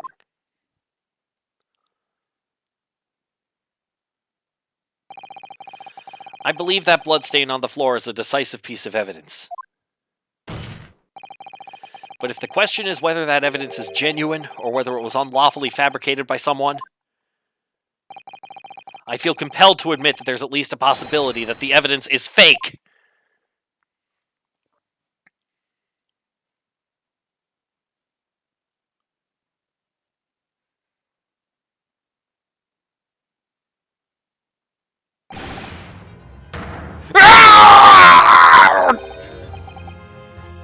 This trial is over. Mr. McGilded? I've done everything I possibly can to cooperate with the court, but it is all over now. But you're the defendant! Tis over, I tell ye! Memory, recollection, what people think they saw, tis all a nonsense! Facts are what counts, and the fact is that bloodstain is there, now! Ah, well... And over the course of this desperate trial, long and extremely drawn out as it has been, a good-for-nothing raper of the Bailey has failed to present any decisive evidence at all. I'm scandalized, so I am. I thought better of Lord Van Zeeks. Well, my lord! I must concur with the defendant. The unaffirmed recollections of an individual cannot stand as evidence. At this moment in time, the particular bloodstain in question is very much in existence, and in the absence of any credible method by which to prove its alleged previous non-existence, I regret to say that it would be improper for this trial to continue. Your lordship can't be serious. Lord Van Zeeks, what is your position? The prosecution, my lord, has no further witnesses or evidence to present. Very well. In that case, as I believe we have explored every possible avenue in this matter, I shall proceed to my adjudication. As a formality, I am of course obliged to confirm with the defense first. What formality? As things stand at the moment, it would seem that Mr. McGilded will be found not guilty. Yes. Which would mean we've won. Is that really the right outcome here? Is it really alright for the trial to come to an end now with all these unexplained inconsistencies? Counsel for the defense, your closing statement, please.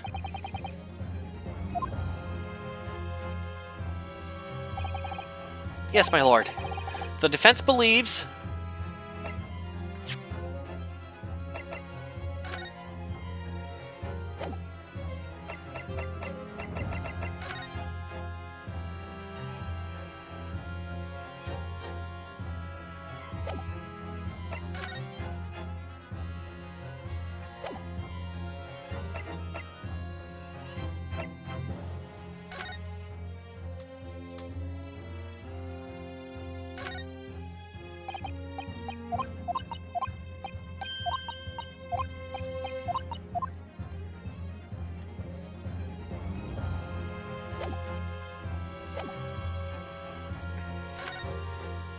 I mean, he's losing his mind. I'm starting to think he is guilty of something. Whether it's murder, I'm not sure.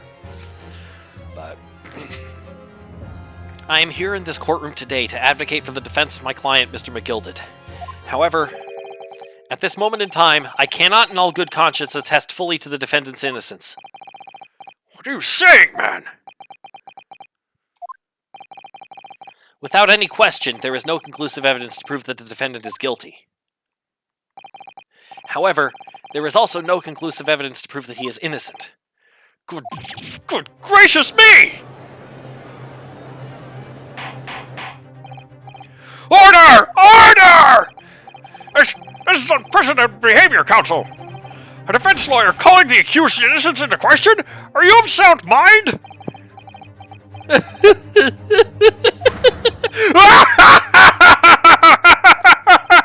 Oh, it was a grand decision to appoint you as my lawyer, so it was a grand decision. What? I must say, I didn't expect quite such an exciting spectacle at the end there, but still. Here, have this for your troubles. Ah! Your job here is done, fella. Some fine work you've done, so you have. What do you mean? It is just as the right honourable gentleman so succinctly put it afore. The trial can't go on anymore. And your closing statement there was, how did he put it now? Nothing more than a formality. Oh, is this going to be the breakdown?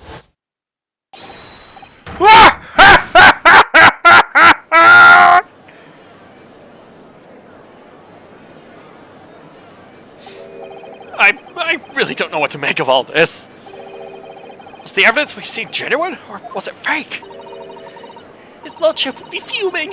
Any unsightly rubbish should be disposed of promptly, as I said. The stinking rich are always guilty of something! You mark my words! Basically what he said, what Crazy Knife Guy said. I feel terribly ashamed that I ever doubted that lovely man who gave us the lovely park. Now the proceedings have unfolded in this way. I am compelled to declare a premature end to this trial. Furthermore, the court must accept the defendant's plea.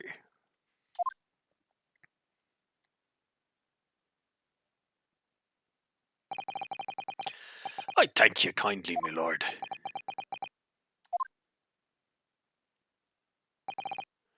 I hereby pronounce the verdict of this court. But we still haven't determined if the bloodstain in the omnibus is genuine or not. We don't know if these witnesses are telling the truth or a pack of lies. We have no idea about the truth. Lord Van Zieks, My lord. the case made by the prosecution was flawed, plain and simple. If indeed the omnibus presented as evidence was tampered with, the prosecution is at fault for allowing such a disgraceful perversion of justice to take place. My sincerest apologies, my lord. But wait! When we were evacuated from the courtroom, Lord Van Zieks ordered the evidence to be secured.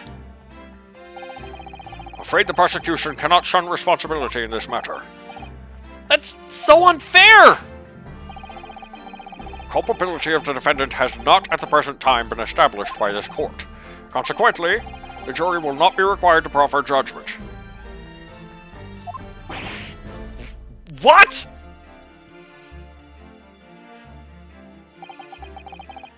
Well, Lord Van Zieks, it's been a pleasure, so it has. And as for you, my dear fella, I couldn't have asked for a better defense. Do you mean to tell me this has all been a grand waste of time? 'Tis the law of the land, my good man. If you'd like to pursue this matter further, you can always go ahead and try to change the law. Magnus McGilded. Good grief, you've more to say to me, have you? Just one thing. A warning. This is far from over. Well, something to be looking forward to then.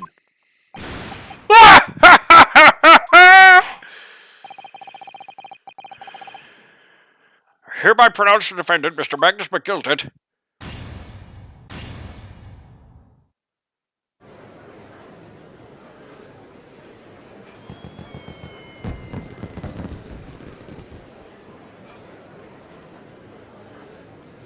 That's definitely not the end of this.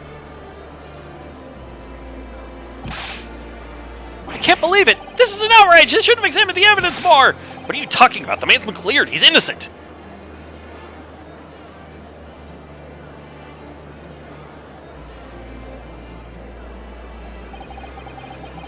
With the courtroom in pandemonium for the second time that day, the judge delivered his verdict.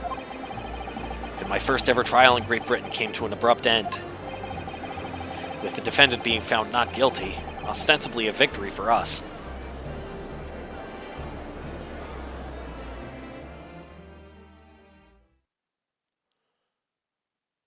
Is McGilded gonna be like the overall arc villain of this whole thing? 18th of February, 5:14 p.m. The Old Bailey, defendant's antechamber.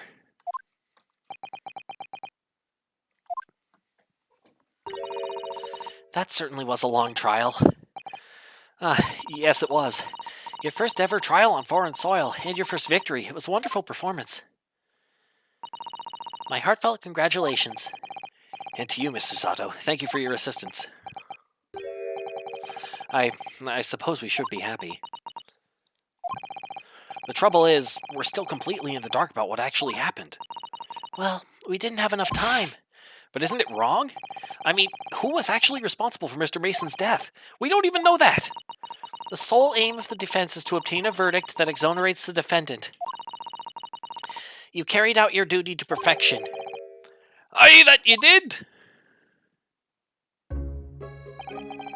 Mr. McGilded. Ah, and that girl's with him too. Well, it seems the stories are true. Oh, what stories? About the 6 enormous fireworks they do be letting off when there's a verdict not guilty. I'm sure you must have seen them now. Spectacular, wouldn't you say? Yes, definitely. I'd heard it was a sight to behold, and to be sure it was. And I've you to thank, I suppose, for having an opportunity to see it. Oh, I don't know about that. I'm not sure I really did anything. What on earth are you saying, fella? How did I walk out of there a free man, then? I don't think it was so much thanks to me as down to your planning. You're a straight-talking fella, aren't you? I must say, you had me astray in the head there once or twice. But you're young and headstrong! Tis water under the bridge. Congratulations, Mr. McGilded, on having your name cleared. But nothing's resolved. There's only one thing that matters to me. Oh? Aye. They've all seen that I didn't do that odious and obstinate deed. 'Tis grand, is it not? I suppose it is. Now the fine fellas of Scotland Yard can take matters in hand and sort out any wee details. They'll see it for what it is. They'll get to the truth. I've absolute faith in them, so I have. After all, I do be providing a good number of their wages with all the taxes I pay.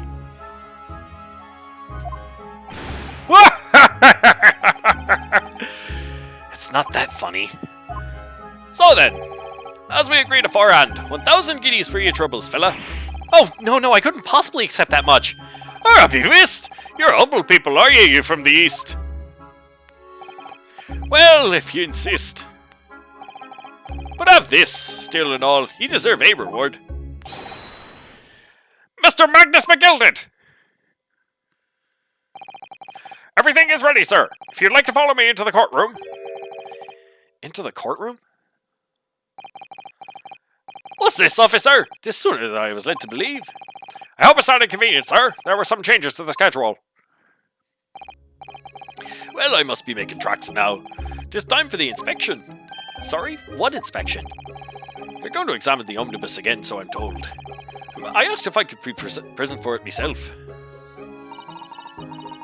They're going to examine it again? Now? Naturally, I'm under no obligation to take part in any more of this matter now. But as an upstanding member of London society, I do be doing my best to help wherever I can. It is a gentleman's duty, so it is. So then, fare thee well. 'Twas an absolute pleasure meeting yous. I hope you have a whale of a time while you're studying here in Great Britain. And there he goes, a free man. Oh, I forgot she was here too.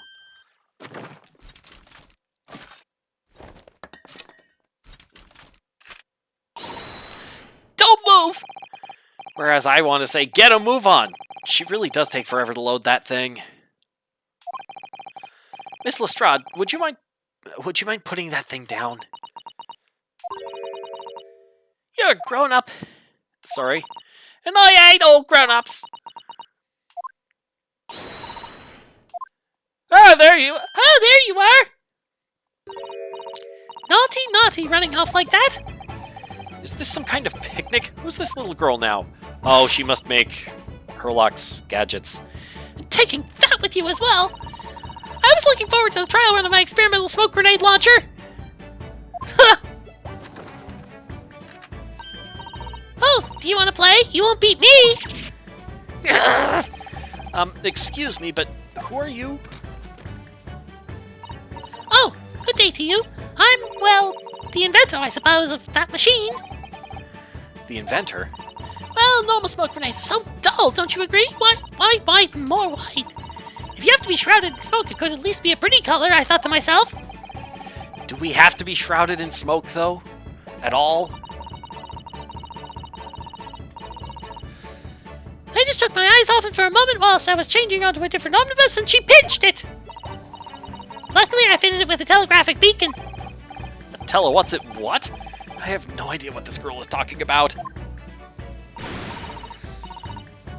Anyway, you're coming with me now. Back to my laboratory. What? What for? To apologize, of course, silly, to my technician. What? You mean say sorry? You must say sorry when you've done something wrong, since surely an adult's told you that before. An adult? I don't listen to no adults. Come along then, follow me. Fine, have it your way. Oh good, you see I knew you'd want to do the right thing in the end. I'm fairly sure that what she wants is not to get shot by that massive gun of yours.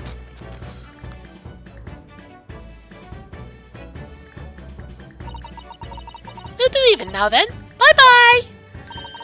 I'm so sorry for all the fuss.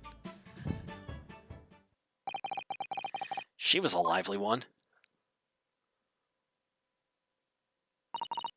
Well, do you think perhaps we ought to be on our way now too? Yes, you're right. But where to? Oh, We haven't had time to find a place to stay. No sooner had we arrived in London than we had to rush here. All our traveling cases are still with the bailiff. I was originally planning to spend today in search of lodgings. But at this late hour in the day, I'm afraid we may be out of luck. Don't worry though, I have a plan. If the worst comes to worst, I've heard of a lovely park where we could spend the night. Please tell me you're not thinking of McGilded Park. I know it may be a little chilly at this time of year, but our youthfulness will see us through. I'm not so sure about that. I think a midwinter London night will freeze a young person solid just as easily as an elderly one. Oh dear, that doesn't sound agreeable. Now I'm starting to regret turning Mr. McGilded down. That 1,000 guineas would have paid for a lovely warm room, or mansion. And so, the trial to determine my worthiness for the study tour was over by the end of our first day in London. However, as we were soon to learn, there were more trying times ahead, just as the Reaper of the Bailey had warned. The case was far from over.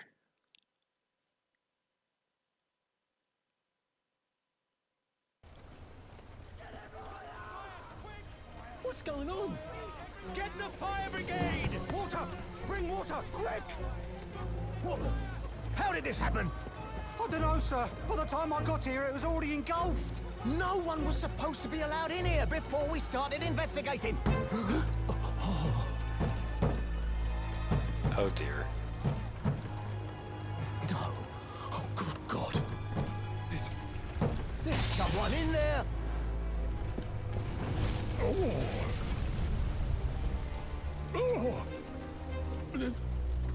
This can't be.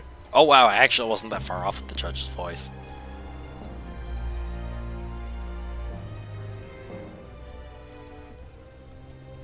Indeed. I think maybe they want us to think it was Van Zeek's, but it was it was actually McGilded. Or maybe it's the other way around. Maybe they want us to think it was McGilded, but it was actually Van Zeek's.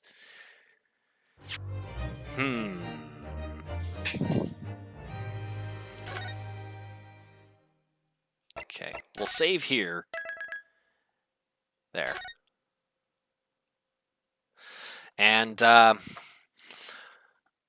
yes, yeah, the judge does look a fair bit like Santa. Anyway, I'll be back in a little bit. I have just received a message that something is ready for me outside. I'm gonna go get that, and I'll be back in probably like 10-20 minutes. You'll bet it was juror number 3? Maybe. That is not altogether impossible. But I'm wondering if we're going to see him again at all. But we'll find out. Anyways, like I say, I'll be back in a bit. Let me put the BRB thing up. There.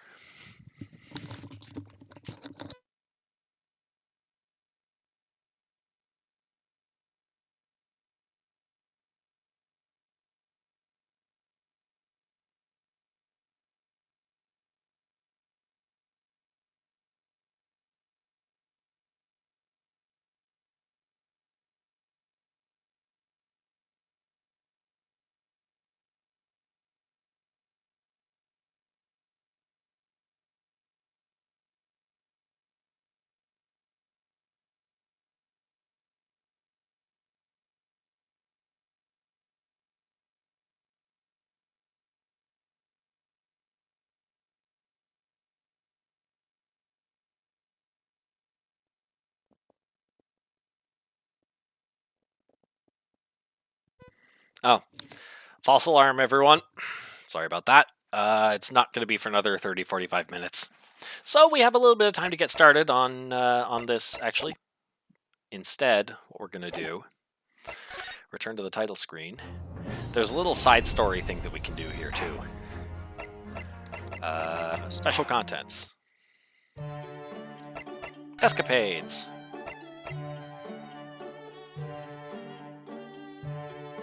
Oh, no, never mind. This is, okay. That's not for this trial. Okay. It contains spoilers for the next one, not... Okay. Yes!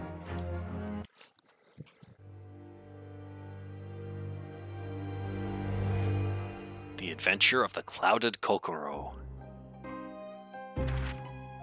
I begin to think, Wilson, said Sholmes, turning his head languidly in my direction, that there is more to this case than that which we have observed. Indeed, that there may be another part to this story that we are yet to discover. His eyes wandered, following the steam rising from his cup of herbal tea, leading him to the distant memory of that snowy evening. To the young lady collapsed on the pavement along Briar Road, and to the knife in her back. Lit in the soft glow of gas lamps, a most extraordinary scene had been set. And under the cover of a light fog, the curtain had risen silently on the insoluble mystery of our invisible killer.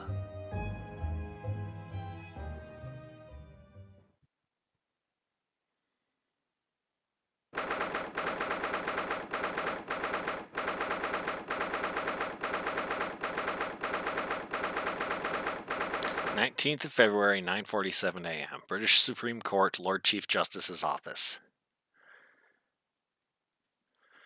Hang on, I need to check something here. Okay.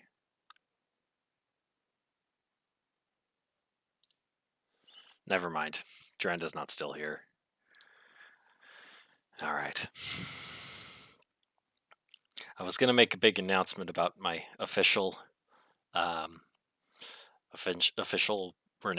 renunciation of Russia, and try to make a joke about being in fact a Ukrainian spy, and how all of the Russians should probably start spy checking each other, because you never know when I might be among them.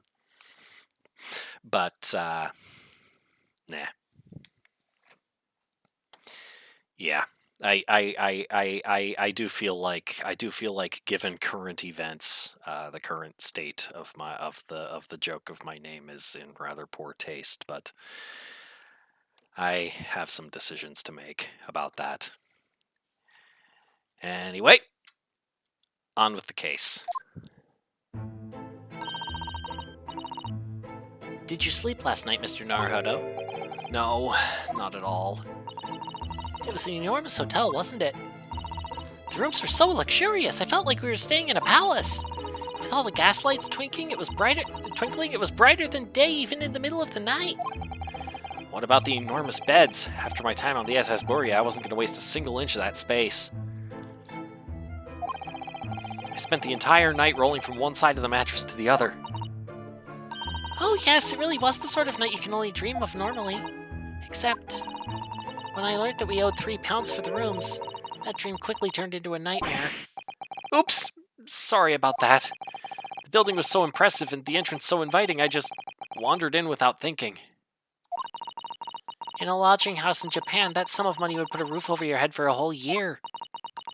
I did try, but I'm afraid I couldn't help my tears when we were presented with the bill. I really am sorry. Well, never mind. We must find some more affordable lodging straight away, though. If we're not careful, our entire stipend will be used up in 10 days or less. London is a scary place. Ah, good morning to you at this early hour. Oh, yes, we are... well... Good morning to you, Lord Chief Justice.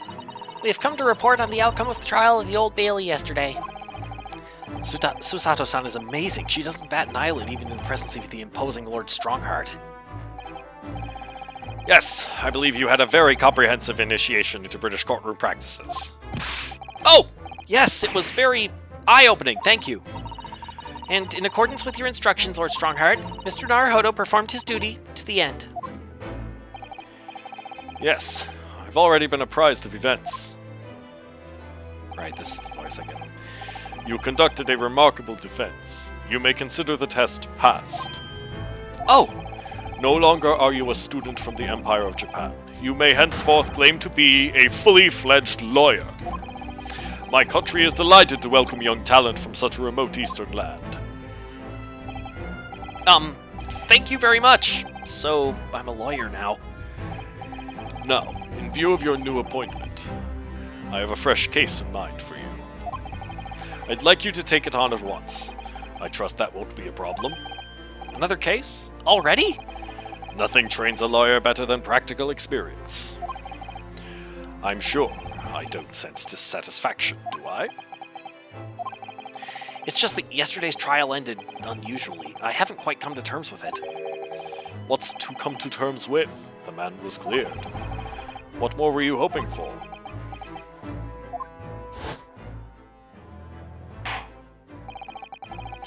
The culpability of the defendant has not at the present time been established by this court. Consequently, the jury will not be required to proffer judgment. Well, Lord Van Zeeks, it's been a pleasure, so it has. And as for you, my dear fella, I couldn't have asked for a better defense.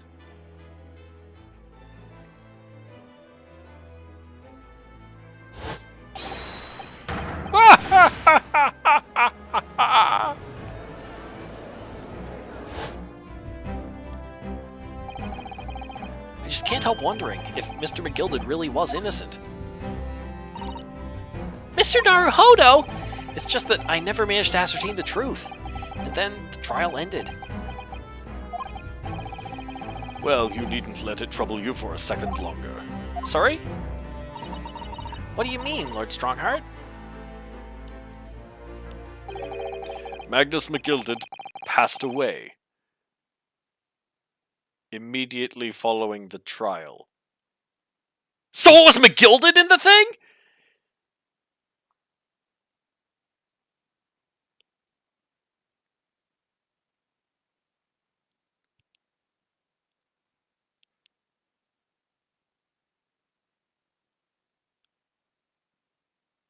I'm sorry, my brain is just like spinning, trying to figure out whether or not Van Zeeks would have done something like that. Would he have done that? He strikes me more as the type who would have wanted to catch him on something legally first. But maybe he gave up on that course of action now, and now he's... What?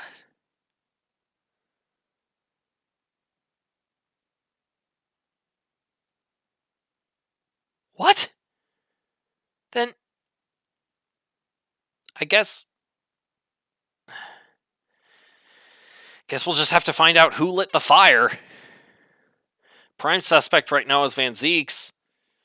But why would he do that? That doesn't fit what we've seen of his character. Then again, what we've seen of his character has kind of jumped a few times.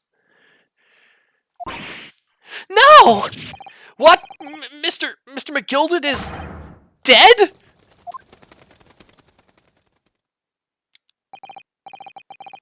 I have 19 minutes and 41 seconds until my next engagement.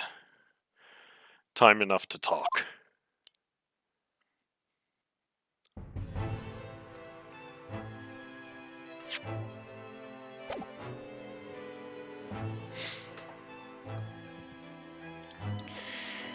Oh, I don't know, Fire. You seem kinda sus right about now.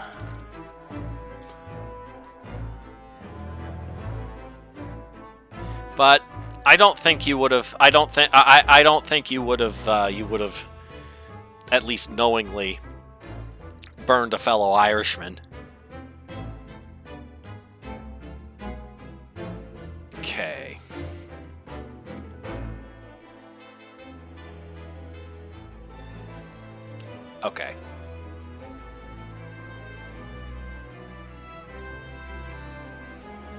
Okay.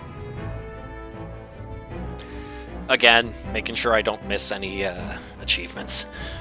Any achievement scenes, because those tend to be pretty funny, as you've seen. With McGilded.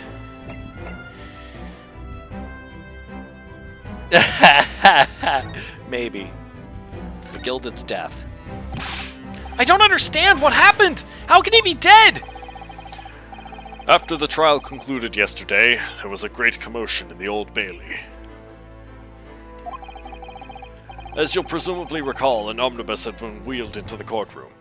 Yeah, I'm thinking it may have been entirely possible that you did it, but not knowing that McGilded was still inside.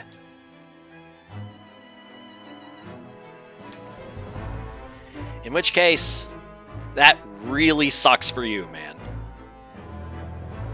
Might have done it to try to cover McGilded's tracks, but instead you covered McGilded with 6 feet of dirt. Congratulations! I hope you're proud of yourself.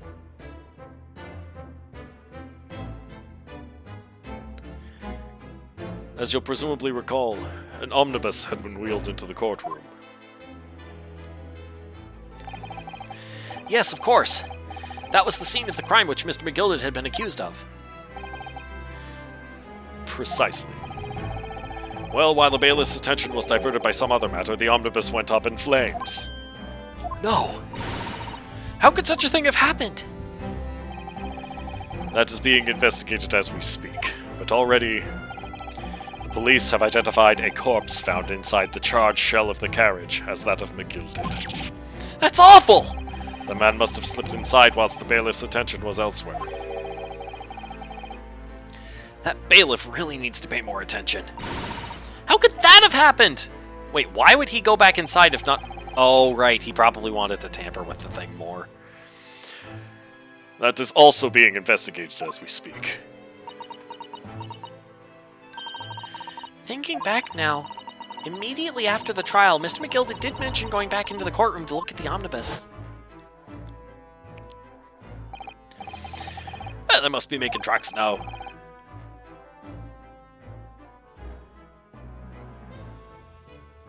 It is time for the inspection. Redeemed fire. You're not supposed to use that unless there's something to name. Approximately 40 seconds of delay between yourself sending a message here and it appearing on the stream itself. What I would recommend is refreshing the page. That may fix the delay at least for a while, but consider that you are very, very far away from my physical location, so that may be a factor in the ping as well.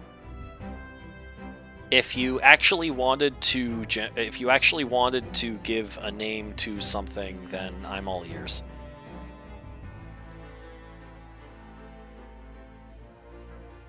Oh, rip.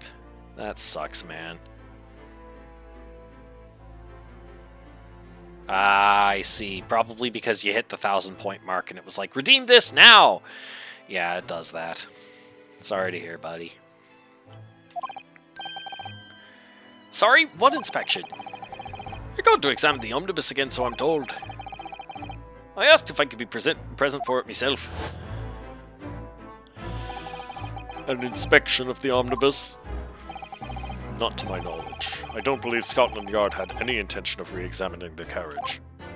But then who was Mr. McGilded talking about?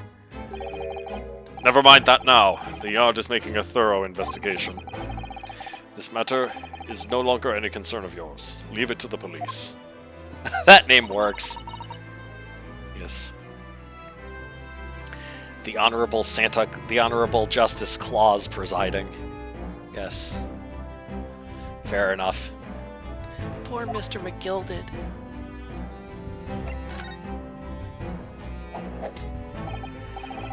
So, how did you find your first taste of our country's Supreme Court?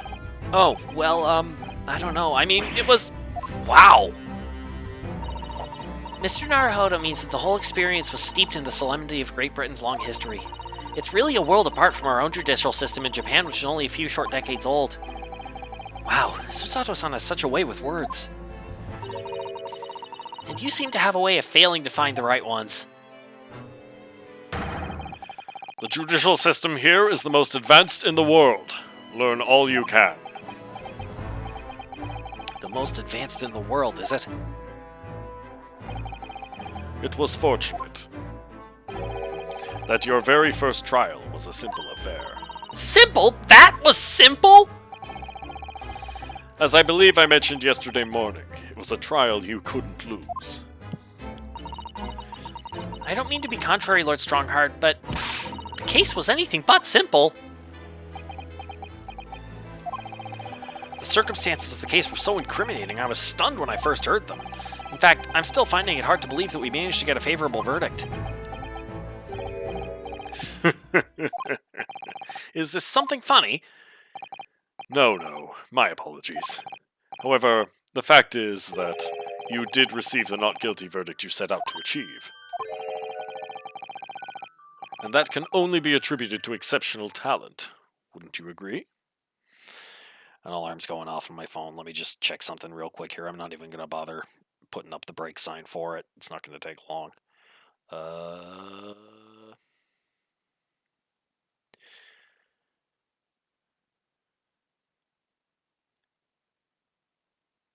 Yep, I'm good. Okay. And that can only be attributed to exceptional talent. Wouldn't you agree? Well, I don't know about that. Well, never mind. Did you light the fire, Strongheart? You exceeded my expectations, I freely admit. That much, at least, is an undeniable truth.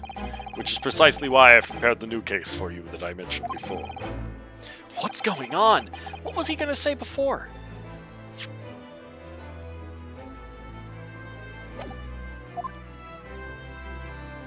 Exceptional talent from the burned man. Yeah.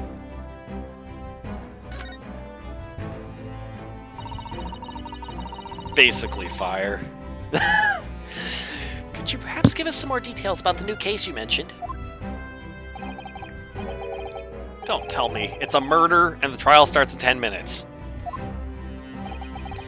Don't worry, it's nothing so alarming or quite so urgent as your last assignment. In fact, this case is completely different. Oh, I see. Did he just read my mind? That is to say, no one has died, as yet. And the trial will not be today. There is plenty of time to research the case thoroughly. 23 hours, 43 minutes, and 19 seconds to be precise. So the trial's tomorrow, then. Is everything alright? Oh, yes. I'm just a little confused, that's all. Yesterday's trial was, well, it's left me wondering if I'm really cut out for being a lawyer. Oh, Mr. Naruhodo. I don't know if I could face standing in that courtroom again after Mr. McGilden's trial. Ah, yes, I nearly forgot. There is one similarity with yesterday's case.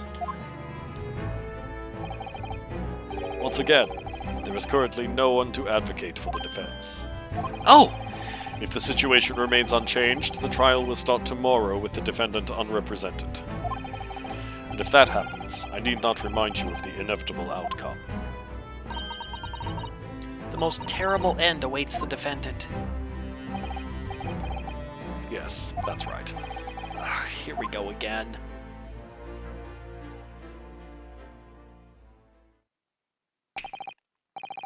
Your time is up. You will have to excuse me. I would advise you to begin making preparations for tomorrow's trial. After all, the clock is ever ticking. There is now but 23 hours, 26 minutes, and 39 seconds until the court sits.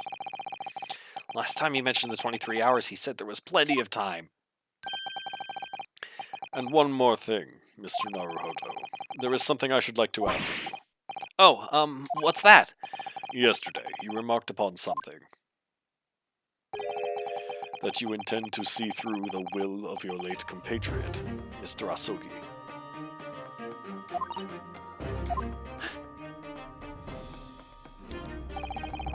I would be interested to hear what exactly you mean by that. Inside 34 seconds. Oh, well, Kazuma always used to say, you see, that he wanted to learn how the greatest justice system in the world worked so he could change ours in Japan. Now that he's gone, I'd like to work towards that myself. And there's another thing. Oh! Another thing? Continue. On the way here on the steamship, he said something to me. Something very important that I have to do. Something very important. And what exactly would that be? He never had a chance to tell me.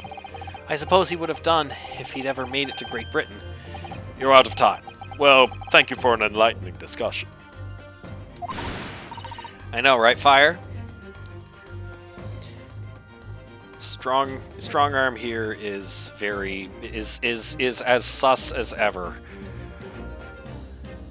Mr. Naruhodo, what's all this about? Mr. Asogi never once mentioned anything of the sort to me. I urge you both to focus your attentions on the matter at hand.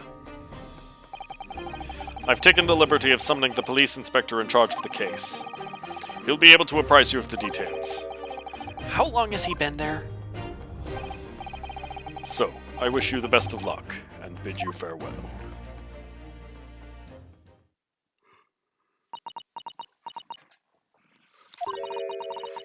There's something very important that I have to do. Kazuma-sama, what did you mean?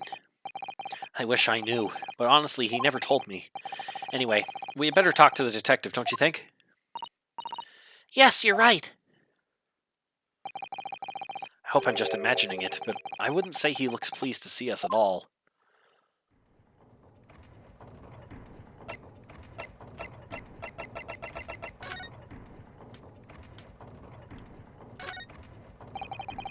Just look at all the naughty... yeah, we've seen this.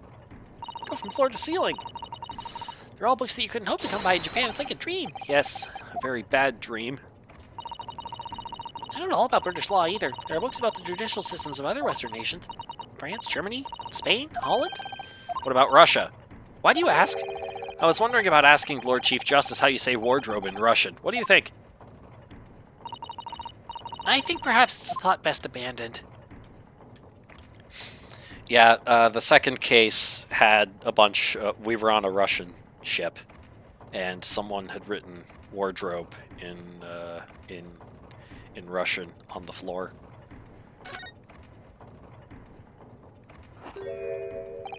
Oh, that looks tasty. Could we trouble you? What do you think? Lovely weather, isn't it? What's the weather got to do with anything? Listen to me, you young Japanese upstart! Some frippery about the weather doesn't get every English shit eaten out of your hand, you know? But Susato-san told me it was foolproof. I'm a busy man, a very busy man! There's a crime scene to investigate, but I'm here having to give the likes of you a talking to! Oh, I'm ever so sorry. Can you imagine what the other officers there will be saying? Haven't seen Gregson anywhere, have you? No, he's too busy with the big wigs these days. And all because of some bumpkin who's here on a jaunt from a country I've never even heard of. Hear that ripping sound? That's my reputation at the yard going to tatters. There's no need to rip us apart as well. I know, right, Fire? I don't believe we've been introduced. This is Mr. Ryunosuke Naruhodo, a defense lawyer. Huh? It's a pleasure to make your acquaintance. I'm Mr. Naruhodo's judicial assistant, Ah! It's lovely weather we're having today, isn't it?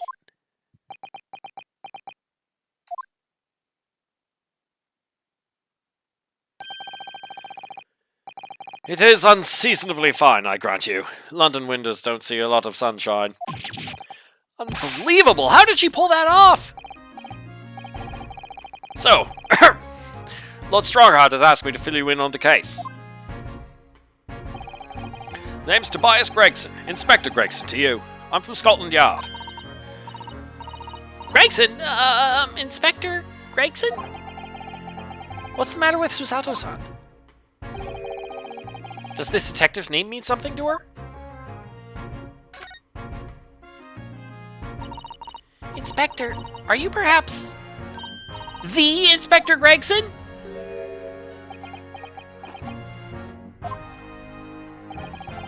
You're acting like you know this man, Mr. Sato, but he's a London detective. Oh, I do know him very well, in fact. Very well. Yes, he features prominently in the adventures of Sherlock Holmes.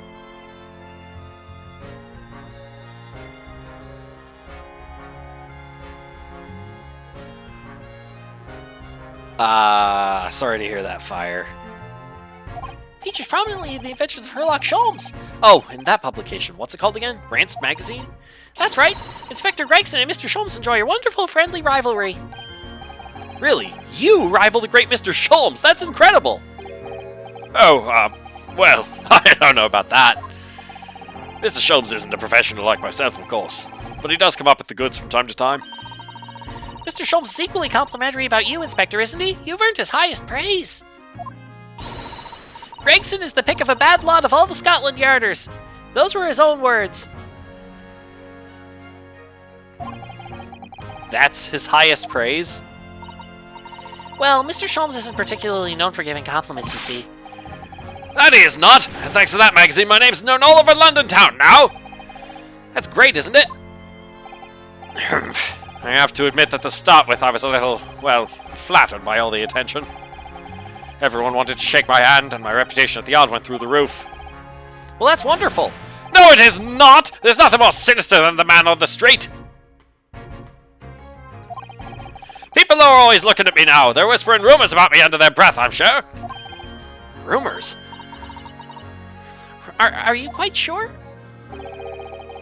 He's changed since he started appearing in those stories. The fame's gone to his head. Stuff like that. Gosh, do you really think people are saying such mean-spirited things about you? Like I said, they whisper, so I can't catch exactly what they're saying, but I know what folk are like. I'm sure that's what they're saying. Sure as eggs is eggs. I get the feeling this detective could be very hard work. Oh dear, perhaps the sudden rise to fame does change people.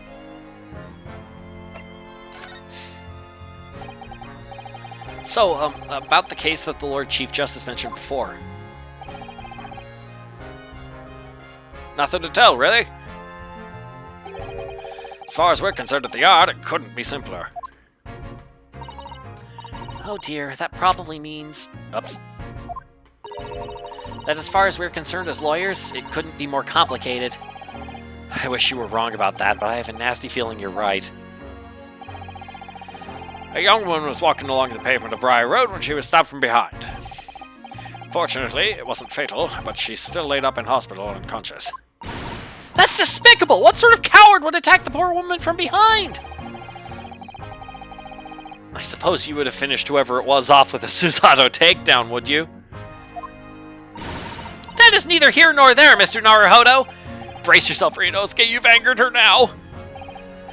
Anyway, after something of a whirlwind investigation, the criminal was arrested. He barely had time for a cup of tea after the incident took place, to be honest. So, there must have been something left at the scene that led you directly to the culprit? Or perhaps a reliable witness who recognized the person in question? Let me stop you right there. You're wasting your time on this one. Sorry? There's nothing you can do. There's no way to help the bloke now. Why ever not? Simple. The prosecutor that's been assigned to the trial tomorrow is Lord Baroque Van Zeeks. No! Sounds like you've heard of him then. Sounds like you've heard of him then. Oh yes, we are very familiar with Lord Van Zeeks. Believed to be the harbinger of death itself. The Reaper of the Bailey.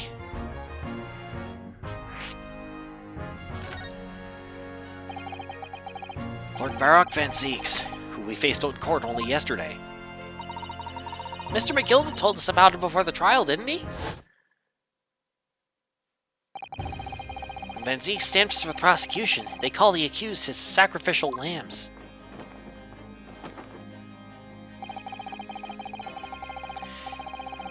And in every single trial in which he's been the prosecutor, the accused has been damned. This Reaper of the Bailey nickname. I suppose he's earned that because every defendant he advocates against is found guilty, is that it? Well, if that's the case, we should inform you, Inspector. That in yesterday's trial against Lord Van Zieks, Mr. Naruhodo secured a verdict of not guilty. And what of it? Oh no. Oh no, it was Van Zieks. They don't call him the Reaper of the Bailey because he always gets a guilty verdict. They call him the Reaper of the Bailey because anyone who is up against him ends up dying. Is that it? Oh, well, I think that means that even against the Reaper of the Bailey, it's not impossible to save the defendant. No, you really don't have a clue, do you? What do you mean? What happened to that bloke in the end, eh? He's dead. Ah! Magnus McGilded came a cropper in that omnibus when it went up in flames.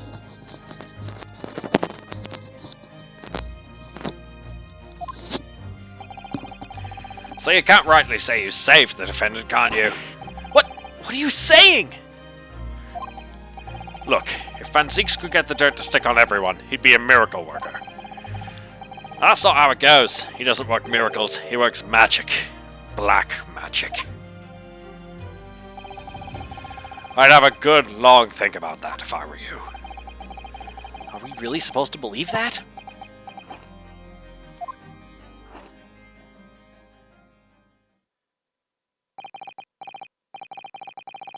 Right, well, I filled you in as requested, and I'm very nearly out of chips. So I'll be heading back to the crime scene now. We're still carrying out a few investigations there. It was Briar Road, you said, didn't you? Where the incident took place? That's correct, ma'am. If you head over to the holding cells, you can meet the criminal himself. You've branded him a criminal already? He's as good as. Shaking like a leaf in his cell, he is. He'll give you a chuckle if nothing else. He's inmate 53. Speak to the jailer and he'll show you the way. Inmate 53. Thank you.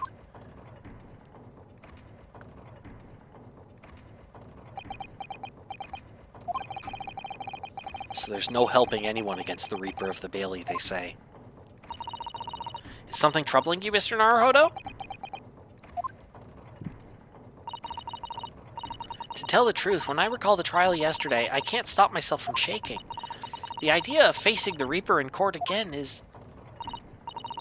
Well, if you think it's too much for you, there's no shame in turning the case down. That takes courage, too. But if the man they've arrested is innocent, you could well imagine he would be shaking like a leaf in his cell.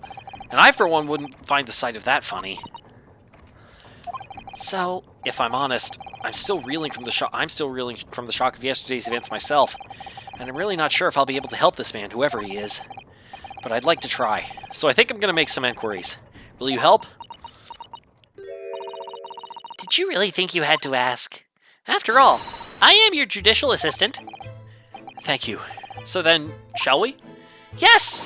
Let's go!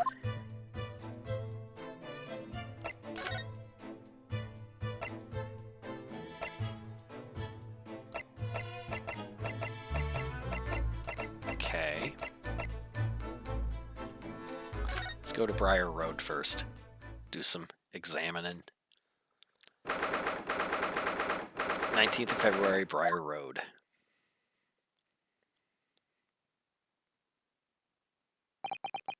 The bailiffs are here. Or they must just be regular cops. Okay. So this is where it happened. Briar Road. Ah! Look, Mr. Naruhodo! Look at that regulation metal helmet. It's unmistakable. The men of Scotland Yard are here. They're investigating as we speak. That is their job, you know. But Mr. Naruhodo, to see one with my own eyes! They're often depicted in the adventures of Herlock Sholmes, but I never dreamt I'd ever come this close. To a real Bobby's helmet! What? The helmet? Of course! I have to try one on one day. Well, I hope your Hattie dream comes true. I don't see Inspector Gregson anywhere. Shall we see if we can sneak past and investigate the scene of the stabbing? Why should we sneak? I don't want to upset one of those bobbies and be butted on the head by one of those metal helmets. My skull would crack in two, I'm sure. Oh no, an English bobby would never do such a thing. This is a land of gentlemen, you know.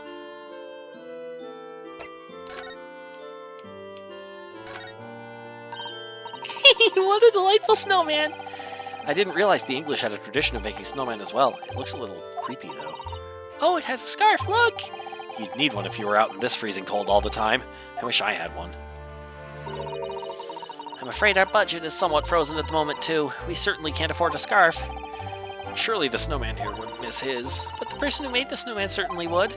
Yes, I know, you're right. Anyway, even if I borrowed it, it wouldn't do much to warm my neck, would it? It's covered in snow.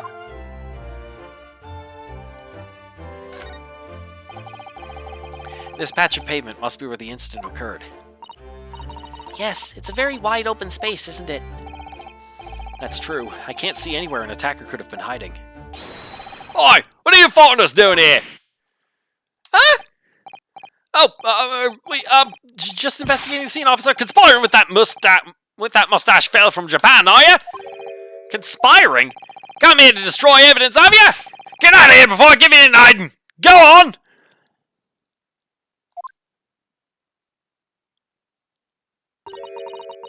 He'd shoot us away like rats. Yes, we should give him a wide berth, I think. What a disappointing experience.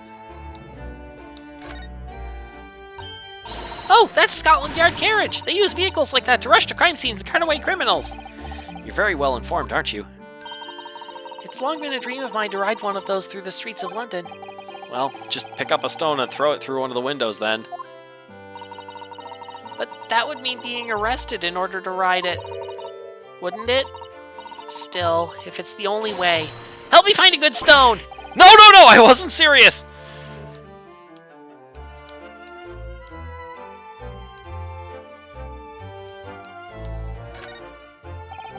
That's one of the officers from Scotland Yard. The police are making sure the crime scene is undisturbed. I have a feeling that if we wander too close, we'll be clapped in irons. I think perhaps you're being a little overcautious. We've done nothing wrong, so we have no cause for concern. Oh no, I'm not getting caught out again. Twice is enough. Twice I found myself in handcuffs despite not knowing a thing about what was going on. Yes, you've had some dreadful experiences. I'm sure it's that wide-eyed look of panic you're so prone to. It does you no favors at all. Okay. I'm gonna have to go here in a bit. We'll finish investigating this, and then I'll call it. That's a rather typical old brick building, isn't it? I'm sure it has a long and interesting history. Well, time certainly seems to have taken its toll on the place. It's crooked and sagging all over. In fact, it looks decidedly worse shaped than the other houses around here. We must find some cheap lodgings ourselves as soon as possible. Yes, you're right. Cheap, but ideally with reasonably level floors. Oh, a British bicycle, look! Although the wheel is so misshapen, I'm sure it couldn't possibly be ridden anymore. Someone must have been doing some breakneck cycling. It seems bicycles have become extremely popular in London recently. There's even a movement to change women's dress to allow them to ride as well. The bicycle fad won't last. I don't see why anyone would want to ride something like that. Goodness, do you dislike bicycles? No, not at all. I mean, it's not that I dislike them exactly. It's just that any occupation that involves taking both your feet off firm ground seems reckless. If you'd ever tried walking on stilts and fallen into a river, I know you'd agree with me. We'll have to hire a bicycle sometime. You can sit behind me while I ride you around. Wow. Alright. Oh, look at the windows of that building there. Are you sure they're windows? Yes, but they're all filled in with bricks. Oh, you're right. I wonder why. Perhaps it's an empty property where nobody lives at the moment. There's smoke coming from the chimneys, though. Oh dear, everything still feels very foreign. There's so much we have to learn about this place.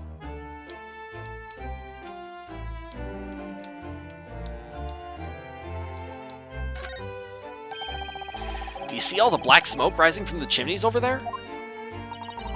It says here that in Great Britain, many people heat their homes in winter using coal. The only chimneys I really remember seeing in Japan were on top of the bathhouse. Do you think some of those houses could be on fire? Not at all. Well, even so, that much thick smoke billowing up to the heavens is surely going to turn the whole sky black sooner or later. Amen to that, Ryunosuke. Gosh, you may be right about that.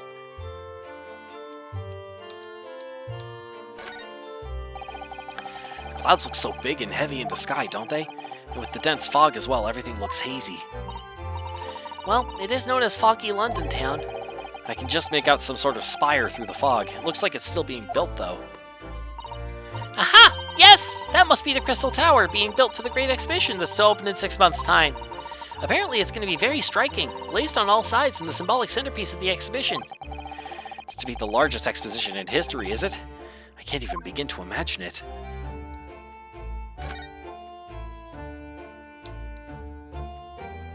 Alright, looks like we've run out of things to investigate. That's alright then. Okay, so I'm gonna save. Actually, I'm gonna move to here.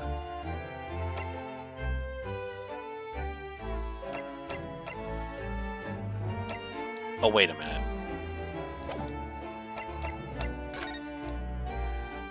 Is there anyone else that is there anyone or anything else that I can examine, talk to, whatever, that is not already checked? Looks like it's all checked already.